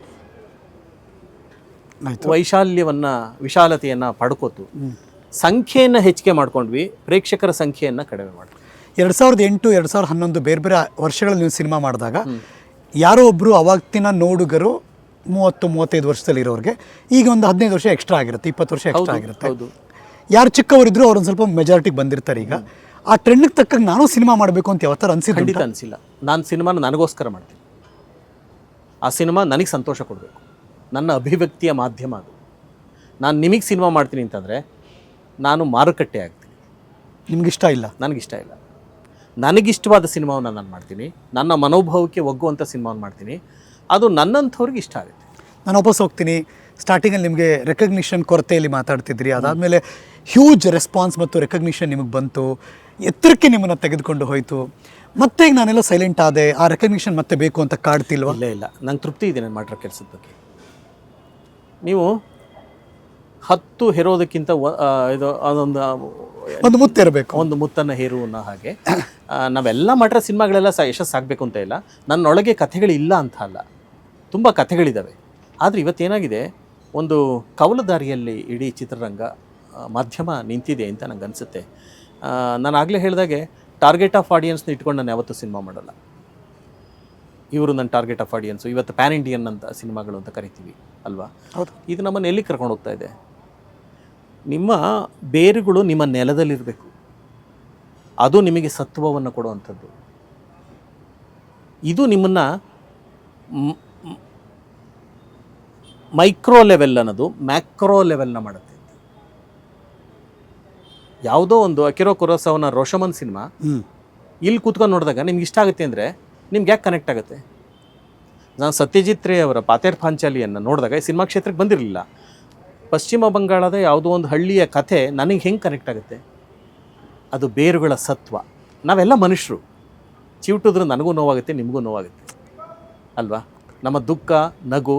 ಚಾರ್ಲಿ ಚಾಪ್ಲಿನ್ ನೋಡಿದ್ರೆ ನಮ್ಗೆ ಅಳುನೂ ಬರುತ್ತೆ, ನಗುನೂ ಬರುತ್ತೆ, ವಿಷಾದ ಉಂಟಾಗುತ್ತೆ. ಭಾಷೆನೇ ಇಲ್ಲ. ಹೇಗದು? ಅವಾಗ ಮನುಷ್ಯ ಒಬ್ಬನೇ ತಾನೆ. ಅಂದ್ರೆ ನಿನ್ನ ಕಥೆ ಹೇಳು, ನಿನ್ನ ಮೂಲದ ಕಥೆ ಹೇಳು, ನಿನ್ನ ಬೇರಿನ ಕಥೆ ಹೇಳು, ನಿನ್ನ ಸಂಸ್ಕೃತಿಯ ಕಥೆ ಹೇಳು, ನಿನ್ನ ಭಾಷೆಯ ಕಥೆ ಹೇಳು. ಅದು ಉಳಿದವ್ರಿಗೆ ಅಪೀಲ್ ಆಗುತ್ತದು. ನಾವು ಕಳೆದೋಗ್ಬಿಟ್ಟಿದ್ದೀವ ಸರ್? ಖಂಡಿತ. ನಾವು ಹುಡುಕ್ತಾ ಇದ್ದೀವಿ, ಇನ್ಯಾವುದೋ ಪ್ಯಾನ್ ಇಂಡಿಯನ್ ಅನ್ನೋ ಪದದಲ್ಲಿ ನಾವು ಹುಡುಕ್ತಾ ಇದ್ದೀವಿ ಅಂತ ನನಗೆ ಅನಿಸುತ್ತೆ. ಅದು ಹಂಗಾಗಿ ನನ್ನ ದೇಶದ, ನನ್ನ ನಾಡಿನ, ನನ್ನ ಭಾಷೆಯ, ನನ್ನ ಸಂಸ್ಕೃತಿಯ ಕಥೆಗಳು ಹೇಳೋದಕ್ಕೆ ನಾನು ಕಾತರನಾಗಿದ್ದೀನಿ. ನನ್ನ ಹತ್ರ ಅಂಥ ಕಥೆಗಳು ಮಾಡ್ಕೊಂಡಿದ್ದೀನಿ. ಪ್ರಾಯಶಃ ತಕ್ಷಣದಲ್ಲೇ ಇನ್ನೊಂದು ಚಿತ್ರ ಪ್ರಾರಂಭ ಆಗುತ್ತೆ, ಆ ನಿಟ್ಟಿನ ಚಿತ್ರ. ಹಾಗಾಗಿ ನೀವು ಆಗಲೇ ಹೇಳಿದಾಗ 2008ರಲ್ಲಿದ್ದ ಪ್ರೇಕ್ಷಕ, 2011ರಲ್ಲಿದ್ದ ಪ್ರೇಕ್ಷಕ, 2024 ಪ್ರೇಕ್ಷಕ, ಆ ಪ್ರೇಕ್ಷಕನಿಗಲ್ಲ. ನಾನು ಸಿನಿಮಾನ ನನಗೋಸ್ಕರ ಮಾಡ್ತೀನಿ. ಆ ಸಿನಿಮಾ ಬೇರೆಯವ್ರಿಗೂ ಇಷ್ಟ ಆಗುತ್ತೆ, ನನ್ನ ಮನೋಭಾವದವ್ರಿಗೆ. ಅವ್ರ ಸಂಖ್ಯೆ ಕಡಿಮೆ ಇರಬಹುದು. ಏನಾಗುತ್ತೆ, ಒಂದು ಬೆರಳು ಕತ್ತರಿಸ್ತೀರಿ, ಆ ರಕ್ತ ನೋಡಿದಾಗ ಯಾರಿಗೂ ರೋಮಾಂಚನ ಆಗುತ್ತೆ. ಕಡಿಮೆ ರಕ್ತ. ಕೈ ಕತ್ತರಿಸ್ತೀರಿ, ರಕ್ತ ಹೆಚ್ಚಾಗುತ್ತೆ. ಈ ರೋಮಾಂಚನವನ್ನು, ಥ್ರಿಲ್ಲನ್ನು ಎಲ್ಲಿವರೆಗೂ ಕಟ್ತಾ ಹೋಗ್ತೀವಿ? There is never end. So ಲಕ್ಷಗಟ್ಟಲೆ ಜನ ನೋಡದೇ ಇದ್ರು ಲಕ್ಷ್ಯ ಕೊಡುವ ಜನ ನೋಡಬೇಕು ಅಂತ. ಲಕ್ಷ್ಯ ಕೊಡುವ ಜನ, ಹೌದು ಅಲ್ವಾ? ಇದ್ದಾರೆ, ಅವ್ರು ಇಲ್ಲ ಅಂತ ಅನ್ಬೇಡಿ. ಸಂಖ್ಯೆ ಕಡಿಮೆ, ಖಂಡಿತ ಇದ್ದಾರೆ. ನೀವು ಏನಾಗುತ್ತೆ, ನೀವು ಬೇರೆಯವ್ರಿಗೋಸ್ಕರ, ನಾನು ಅದಕ್ಕೇನೆ ಯಾರ ಕೇಳಿದಾಗ ನೀವ್ಯಾಕೆ ಆ ಥರ ಸಿನಿಮಾ ಮಾಡಲ್ಲ, ನೀವ್ಯಾಕೆ ಈ ಥರ ಸಿನಿಮಾ ಮಾಡ್ತೀರಿ ಅಂತಂದಾಗ, ನನಗೆ ಪುಳಿಯೋಗರೆ ಮಾಡೋಕ್ಕೆ ಚೆನ್ನಾಗಿ ಬರುತ್ತಪ್ಪ, ನಾನು ಬಿರಿಯಾನಿ ಮಾಡೋನಲ್ಲ, ನನಗೆ ಗೊತ್ತಿರೋದನ್ನು ಮಾಡಬೇಕು. ಅವ್ರು ಯಾಕೆ ಕೇಳ್ತಾರೆ ಅಂದರೆ ತುಂಬ ಜನ ತಿನ್ನುಗರ ಅದಿರೋದ್ರಿಂದ ಅಂತ ಕೇಳ್ಬೋದು. ನಾನು ಅದನ್ನೇ ಕೇಳ್ತೀನಿ. ನೀವು ಅವರನ್ನೇ ನೀವ್ಯಾಕೆ ಈ ಥರದ್ದು ಮಾಡಲ್ಲ ಅಂತ ಯಾಕೆ ಕೇಳಲ್ಲ ಅವ್ರನ್ನ? ಹಾಗೆ ಅಲ್ವಾ? ಒಬ್ಬ ನಾಯಕ ನಟನ ಕೇಳ್ಬೋದಲ್ವಾ? ಈಗ ಮಲಯಾಳಂ ಭಾಷೆಯಲ್ಲಿ ಅವ್ರು ಸಗಡು ಬಿಟ್ಕೊಡಲ್ಲ. ಮಮ್ಮೂಟಿ ಆಗಿರಲಿ, ಮೋಹನ್ ಲಾಲ್ ಆಗಿದ್ರಿ, ಒಂದು ಮೈನ್ ಸ್ಟ್ರೀಮ್ ಸಿನಿಮಾನೂ ಮಾಡ್ತಾರೆ, ಇನ್ನೊಂದು ಎಕ್ಸ್ಪೆರಿಮೆಂಟಲ್ ಫಿಲ್ಮ್ನೂ ಮಾಡ್ತಾರೆ. ಇದನ್ನ ನೋಡೋ ಕ್ರಮ ಬೇರೆ, ಅದನ್ನ ನೋಡೋ ಕ್ರಮ ಬೇರೆ. ಪ್ರೇಕ್ಷಕರು ಇಲ್ವಾ ಅಲ್ಲಿ? ಬಟ್ ಆ ಪ್ರಯೋಗ ಆಗಬೇಕು, ಆಗಬೇಕು, ನಮ್ಮಲ್ಲಿ ಆಗ್ತಾ ಇಲ್ಲ ಅನ್ಫಾರ್ಚುನೇಟ್ಲಿ. ನಿನ್ನೆ ಒಂದು ವರದಿ ನೋಡಿದಾಗ sir I felt very bad. ಒಂದು ಸಮೀಕ್ಷೆ ಹೇಳುತ್ತೆ, ಇಡೀ ಭಾರತೀಯ ಚಿತ್ರರಂಗದಲ್ಲಿ ಕನ್ನಡದ ಸ್ಥಾನ 3%, ರೆವೆನ್ಯೂ ಶೇರಿಂಗಲ್ಲಿ 3%, ಮಲಯಾಳಂ ಸ್ಥಾನ 4%, ತಮಿಳು ತೆಲುಗು 19-20 ಅಕ್ಕಪಕ್ಕದಲ್ಲಿದೆ, ಹಿಂದಿ 52% ಇದೆ. Where we stand? ನಾವು ಯಾರಿಗೆ ಸಿನಿಮಾ ಮಾಡ್ತಾಯಿದ್ದೀವಿ? 3% ಅಂತಂದರೆ ಅದೇನು ಇದು ಮಾಡಬೇಕಾಗಿಲ್ಲ. ಮಲಯಾಳಂ ಒಳ್ಳೆ ಸಿನಿಮಾ ಪಡೋದು 4% ಇದೆ. ನಮಗಿಂತ ಚಿಕ್ಕ ರಾಜ್ಯ, ತುಂಬ ಚಿಕ್ಕದು ಅಲ್ವಾ ಜನಸಂಖ್ಯೆಯಲ್ಲಿ. ಬಟ್ ಅಲ್ಲ ಬರೋ ಭೌಗೋಳಿಕವಾಗೂ ತುಂಬ ಚಿಕ್ಕದು, ಎಲ್ಲದರಲ್ಲೂ ತುಂಬ ಚಿಕ್ಕದು. ಬಟ್ ಇವತ್ತು ನಾವು ಮಾತಾಡ್ತೀವಿ, ನಮ್ಮಲ್ಲಿ ಬೆಂಗಳೂರಿನಲ್ಲಿ ಸಿಗೋವಂಥ ಶೇರ್ ಇದು. ತಮಿಳು ತೆಲುಗು ಮಲಯಾಳಂ ಸಿನಿಮಾಗಳಿಗೆ ಸಿಗೋ ಶೇರು ಕನ್ನಡ ಸಿನಿಮಾಗಳಿಗೆ ಸಿಗೋಲ್ಲ. ಹಾಗಾಗಿ ನಾವು ಯಾರನ್ನ ಮೆಚ್ಚೋದಕ್ಕೆ ಹೋಗ್ತಾ ಇದ್ದೀವಿ? ಅಲ್ಲ, ಬರಹಗಾರರ ಕೊರತೆಯೋ ಅಥವಾ ನಿರ್ಮಾಣಕರ್ತರಲ್ಲಿ ಚೇಂಜ್ ಆಗಬೇಕು ಮನಸ್ಥಿತಿ, ಯೋಚನೆಯ ಕೊರತೆ. ಅಲ್ಲ, ಯಾರ್ದು ಪ್ರೊಡ್ಯೂಸ್ ಮಾಡೋದ್ರಲ್ಲ ಅಥವಾ ಎಲ್ಲರದ್ದು ನಿರ್ದೇಶಕ, ಎಲ್ಲರದ್ದು ಪಾಲಿದೆ. ಯಾರೊಬ್ಬರನ್ನು ನಾನು ಗುರುತಿಸಲ್ಲ. ಒಬ್ಬ ಪ್ರಮುಖವಾದ ಮರಾಠಿಯ ನಿರ್ದೇಶಕರು, ಅವರ ಹೆಸರು ಬೇಡ, ಹೀಗೆ ಚಲನಚಿತ್ರೋತ್ಸವದಲ್ಲಿ ಅವ್ರ ಹತ್ರ ಮಾತಾಡ್ತಾ, ನಿಮ್ಗೆ ಹೇಗೆ ಅನಿಸುತ್ತೆ, ಇಲ್ಲಿಗೆ ಬಂದಿದ್ರು ಬೆಂಗಳೂರು ಚಿತ್ರೋತ್ಸವಕ್ಕೆ, ಹೇಗೆ ಅನಿಸುತ್ತೆ ನಿಮಗೆ ಕನ್ನಡ ಚಿತ್ರಗಳು ಅಥವಾ ಮಲಯಾಳಮ್ಮು ತಮಿಳು ತೆಲುಗು ಅಂದಾಗ, ನಿಮ್ಮ ದಕ್ಷಿಣ ಭಾರತದ ಚಿತ್ರಗಳ ಬಗ್ಗೆ ನನಗೆ ಕುತೂಹಲ ಇದೆ.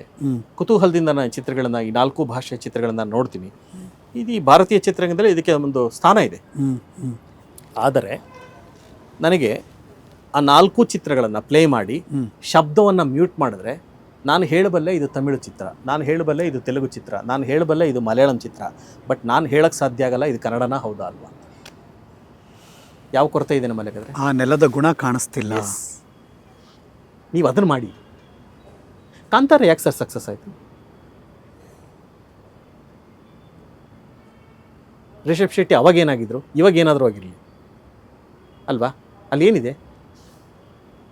ಬೇರು. ಎಸ್, ನಮ್ಮ ನಾಡು, ನಮ್ಮ ಸಂಸ್ಕೃತಿ. ಅದು ಎಲ್ಲೆಲ್ಲಿ ರೀಚ್ ಆಯಿತು? ನಾನು ಮರಾಠಿ ಒಂದು 2 ವರ್ಷದಿಂದ ಅಲ್ಲಿಯ ಪುಣೆ ಚಿತ್ರೋತ್ಸವಕ್ಕೆ ಹೋಗಿ ಬರ್ತಾಯಿದ್ದೆ. ಟ್ಯಾಕ್ಸಿಲಿ ಕೂತಿದ್ದೆ. ಎಲ್ಲಿಗೆ ಹೋಗಬೇಕು ಅಂತ ಕೇಳ್ದೆ. ನಾನು ಡೊಮೆಸ್ಟಿಕ್ ಅಪ್ಪ, ಬೆಂಗಳೂರಿಗೆ ಹೋಗ್ತಾ ಇದ್ದೀನಿ ಅಂತಂದೆ. ಕಾಂತಾರ ಅಂದ. ರೋಮಾಂಚನ ಆಯ್ತು ನನಗೆ. ಯಾರೋ ಒಬ್ಬ ಟ್ಯಾಕ್ಸಿ ಡ್ರೈವರ್ ಬೆಂಗಳೂರಿಗೆ ಒಂದು ಸರ್ನೇ 2 ಸರ್ನೇ ಬಂದಿರೋ ಅಂತ. ಕಾಂತಾರ ನೋಡಿದೆ. ಯಾವ ಭಾಷೆಯಲ್ಲಿ ನೋಡಿದೆ ಅಂದರೆ, ನಾನು ಬೇಕಂತಲೇ ಕನ್ನಡದಲ್ಲಿ ನೋಡಿದೆ ಅಂತಂದ. ಮರಾಠಿಲಿ ರಿಲೀಸ್ ಆಯಿತು ಭಾಷೆಗೆ ಡಬ್ಬಾಗಿ, ನಾನು ಕನ್ನಡ ನೋಡಿದೆ ಸರ್.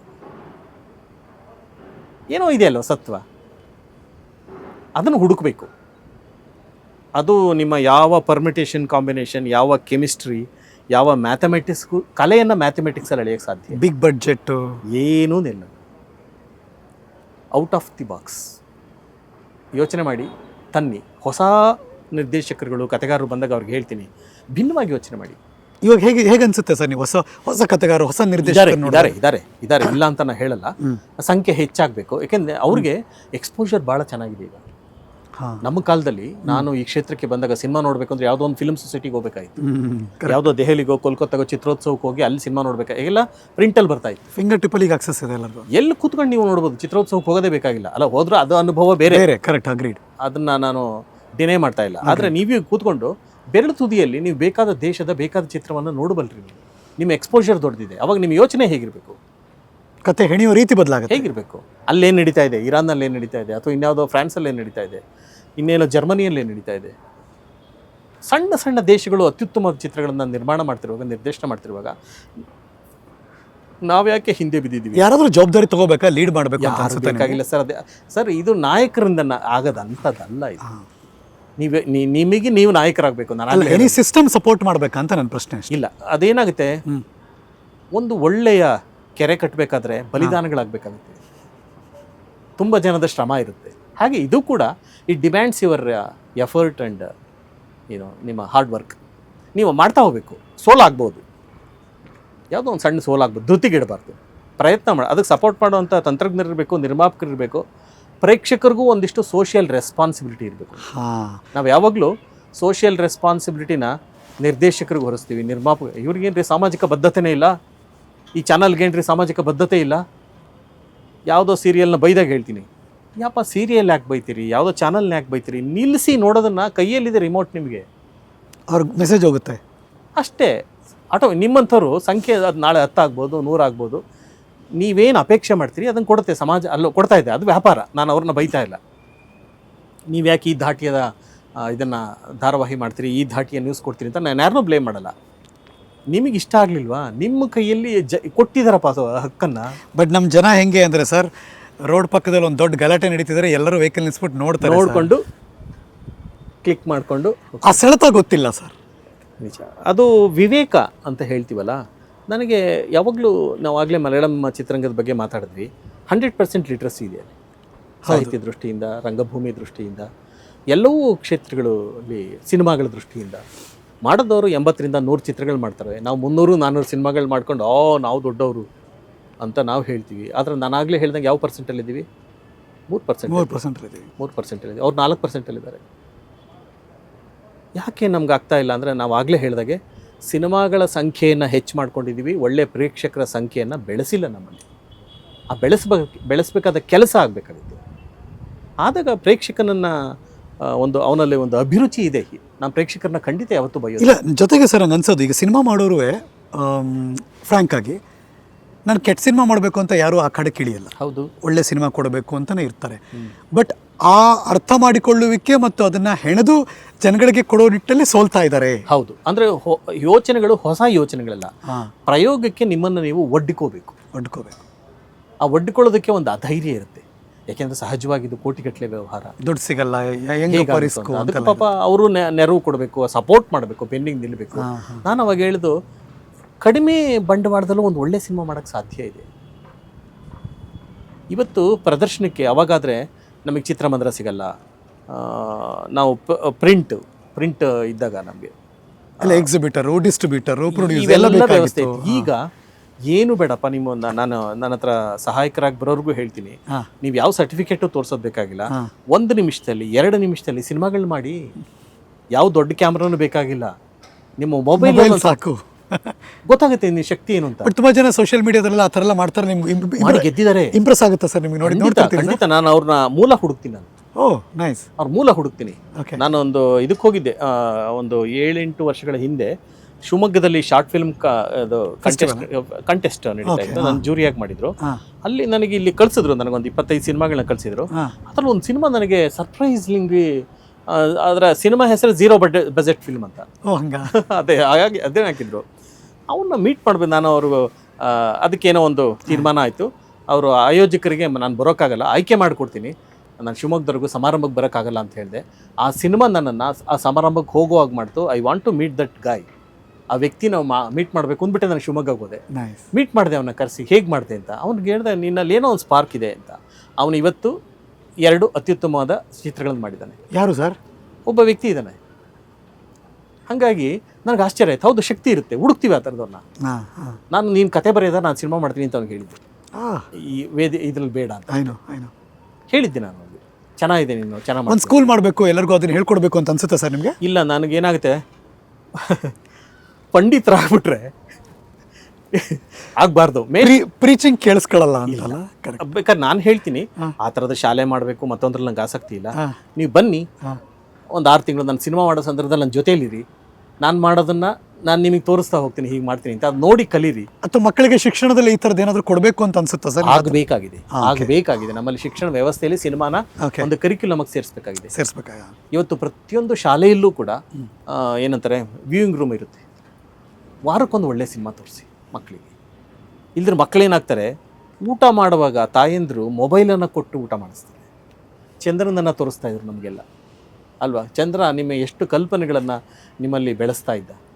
ಆದರೆ ನಮ್ಮ ದುರದೃಷ್ಟವಶಾತ್ ಮಗು ಒಳದೇ ಇದ್ರೂ ಸಾಕು, ಊಟ ಮಾಡಿದ್ರೆ ಸಾಕು, ಅದಕ್ಕೇನು ಬೇಕಾದರೂ ಕೊಡೋವಂಥ ಸನ್ನಿವೇಶದಲ್ಲಿ ನಾವಿದ್ದೀವಿ.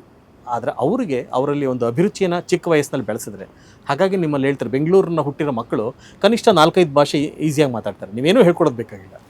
ಸರ್, ನಿಮ್ಮ ಲಾಜಿಕ್ಗೆ ವಾಪಸ್ ಬರ್ತೀನಿ. ಕೊನೆ ಪ್ರಶ್ನೆ ಇದು, ಕೊನೆ ಎಂಡಿಗೆ ಬರ್ತಾ ಇದ್ದೀನಿ. ನಾನು ಡಿಸಿಷನ್ ತೊಗೊಳ್ಳೋದಕ್ಕೆ ನಿರ್ದೇಶಕನಾಗಬೇಕು, ಸೊ ದಟ್ ನನ್ನ ಅನ್ಕೊಂಡಂಗೆ ಸಿನಿಮಾ ಮಾಡ್ಬೋದು ಅಂತ ಮಾಡಿದ್ರಿ ನೀವು. ಈಗ ನನ್ನ ಪ್ರಶ್ನೆ, ಈ ಸಿಸ್ಟಮ್ ಎಲ್ಲ ಚೇಂಜ್ ಆಗಬೇಕಲ್ಲ, ಈ ಥರದೊಂದು ಅಭಿರುಚಿ ಬರಬೇಕಲ್ಲ, ಸಮಾಜದಲ್ಲಿ ಮೂಡಬೇಕಲ್ಲ, ನನಗೊಂದು ಅಧಿಕಾರ ಬೇಕು, ಆ ಮೂಲಕ ಏನಾದ್ರು ಚೇಂಜ್ ಮಾಡ್ತೀನಿ ಅಂತ ಯಾವತ್ತಾದರೂ ಅನ್ನಿಸ್ತಾ ಸರ್? ಅಲ್ಲ, ನಾನು ಸಿನಿಮಾಗಳ ಮೂಲಕನೇ ಮಾಡ್ತಾ ಹೋಗ್ತೀನಿ ಅಂತ ಅದಕ್ಕೇನು ಅಧಿಕಾರ ಅಲ್ಲ, ಬೇಕಾಗಿಲ್ಲ. ಬೇರೆ ಯಾವ್ದಾದ್ರು ಒಂದು ಸಿಸ್ಟಮ್ ಅಲ್ಲಿ ಇದನ್ನ ತರೋದಕ್ಕೆ ಒಂದು ಅಧಿಕಾರ ಬೇಕು ಅಂತ ಖಂಡಿತ ಸಿಕ್ಕರೆ ನಾನು ಪ್ರಯತ್ನ ಪಡ್ತೀನಿ. ಆ ಥರ ಸಿಕ್ಕರೆ ನನಗೆ ಓಕೆ. ಫಿಲ್ಮ್ ಎಜುಕೇಷನ್ ಅನ್ನು ತರಬೇಕಾಗಿದೆ. ನಾನು ಆಗ್ಲೇ ಹೇಳಿದಾಗೆ ಒಳ್ಳೆ ಪ್ರೇಕ್ಷಕರನ್ನ ಹುಟ್ಟಾಕಬೇಕಾಗಿದೆ, ಅವರಲ್ಲಿ ಅಭಿರುಚಿಯನ್ನು ಬೆಳೆಸಬೇಕಾಗಿದೆ. ಅಭಿರುಚಿ ಖಂಡಿತ ಇದೆ. ಸೊ ಅಂಥ ಸಂದರ್ಭ ಸಿಕ್ಕರೆ ಖಂಡಿತ ಐ ವಿಲ್ ಡೂ ದಟ್. ಆಮೇಲೆ ಈ ಕ್ಷೇತ್ರ, ಈ ಮಾಧ್ಯಮ ನಮಗೆಲ್ಲ ಕೊಟ್ಟಿದೆ. ಇದ್ರ ಋಣ ತೀರಿಸ್ಬಾರ್ದು ನಾವು. ತಂದೆ ತಾಯಿ ಋಣ ಅಂತ ಹೇಳ್ತೀವಿ, ಸಹೋದರರ ಋಣ ಅಂತ ಹೇಳ್ತೀವಿ, ಗುರುಗಳ ಋಣ ಅಂತ ಹೇಳ್ತೀವಿ, ಸಹೋದರರ ಋಣ, ಸ್ನೇಹಿತರ ಋಣ, ಭೂಮಿ ಋಣ, ನೀರಿನ ಋಣ ಇದ್ದಾಗೆ ಈ ಕ್ಷೇತ್ರದ ಋಣ ನನ್ನ ಮೇಲಿದೆ. ವೃತ್ತಿಯ ಋಣ ಖಂಡಿತ ಇದೆ.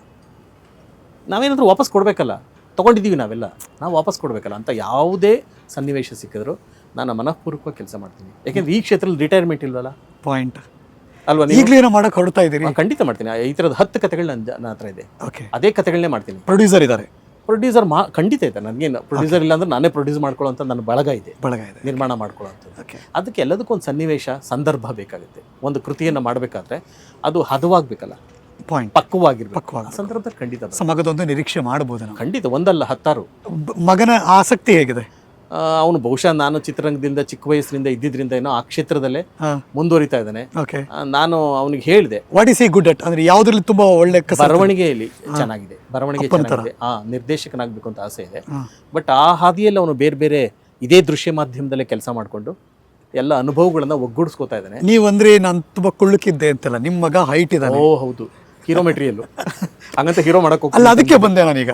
ನಿಮ್ಮ ಮಗನ್ ನಾನು ನೋಡೋದ್ರಿಂದ ಹೇಳ್ತೇನೆ, ತುಂಬಾ ಜನ ನೋಡಿರ್ಲಿಕ್ಕಿಲ್ಲ ಅಷ್ಟೇ, ಬಟ್ ನಾನು ನೋಡಿದ್ದೀನಿ, ಹೈಟ್ ಇದ್ದಾನೆ, ಸ್ಮಾರ್ಟ್ ಆಗಿದ್ದಾನೆ, ಅದಕ್ಕೆ ಕೇಳ್ತಾ ಇದ್ದೀನಿ. ಈಗ ಮಗನ ಹೀರೋ ಮಾಡ್ತೀರಿ? ಇಲ್ಲ, ನನಗೇನು ಆಸೆಗಳಿಲ್ಲ.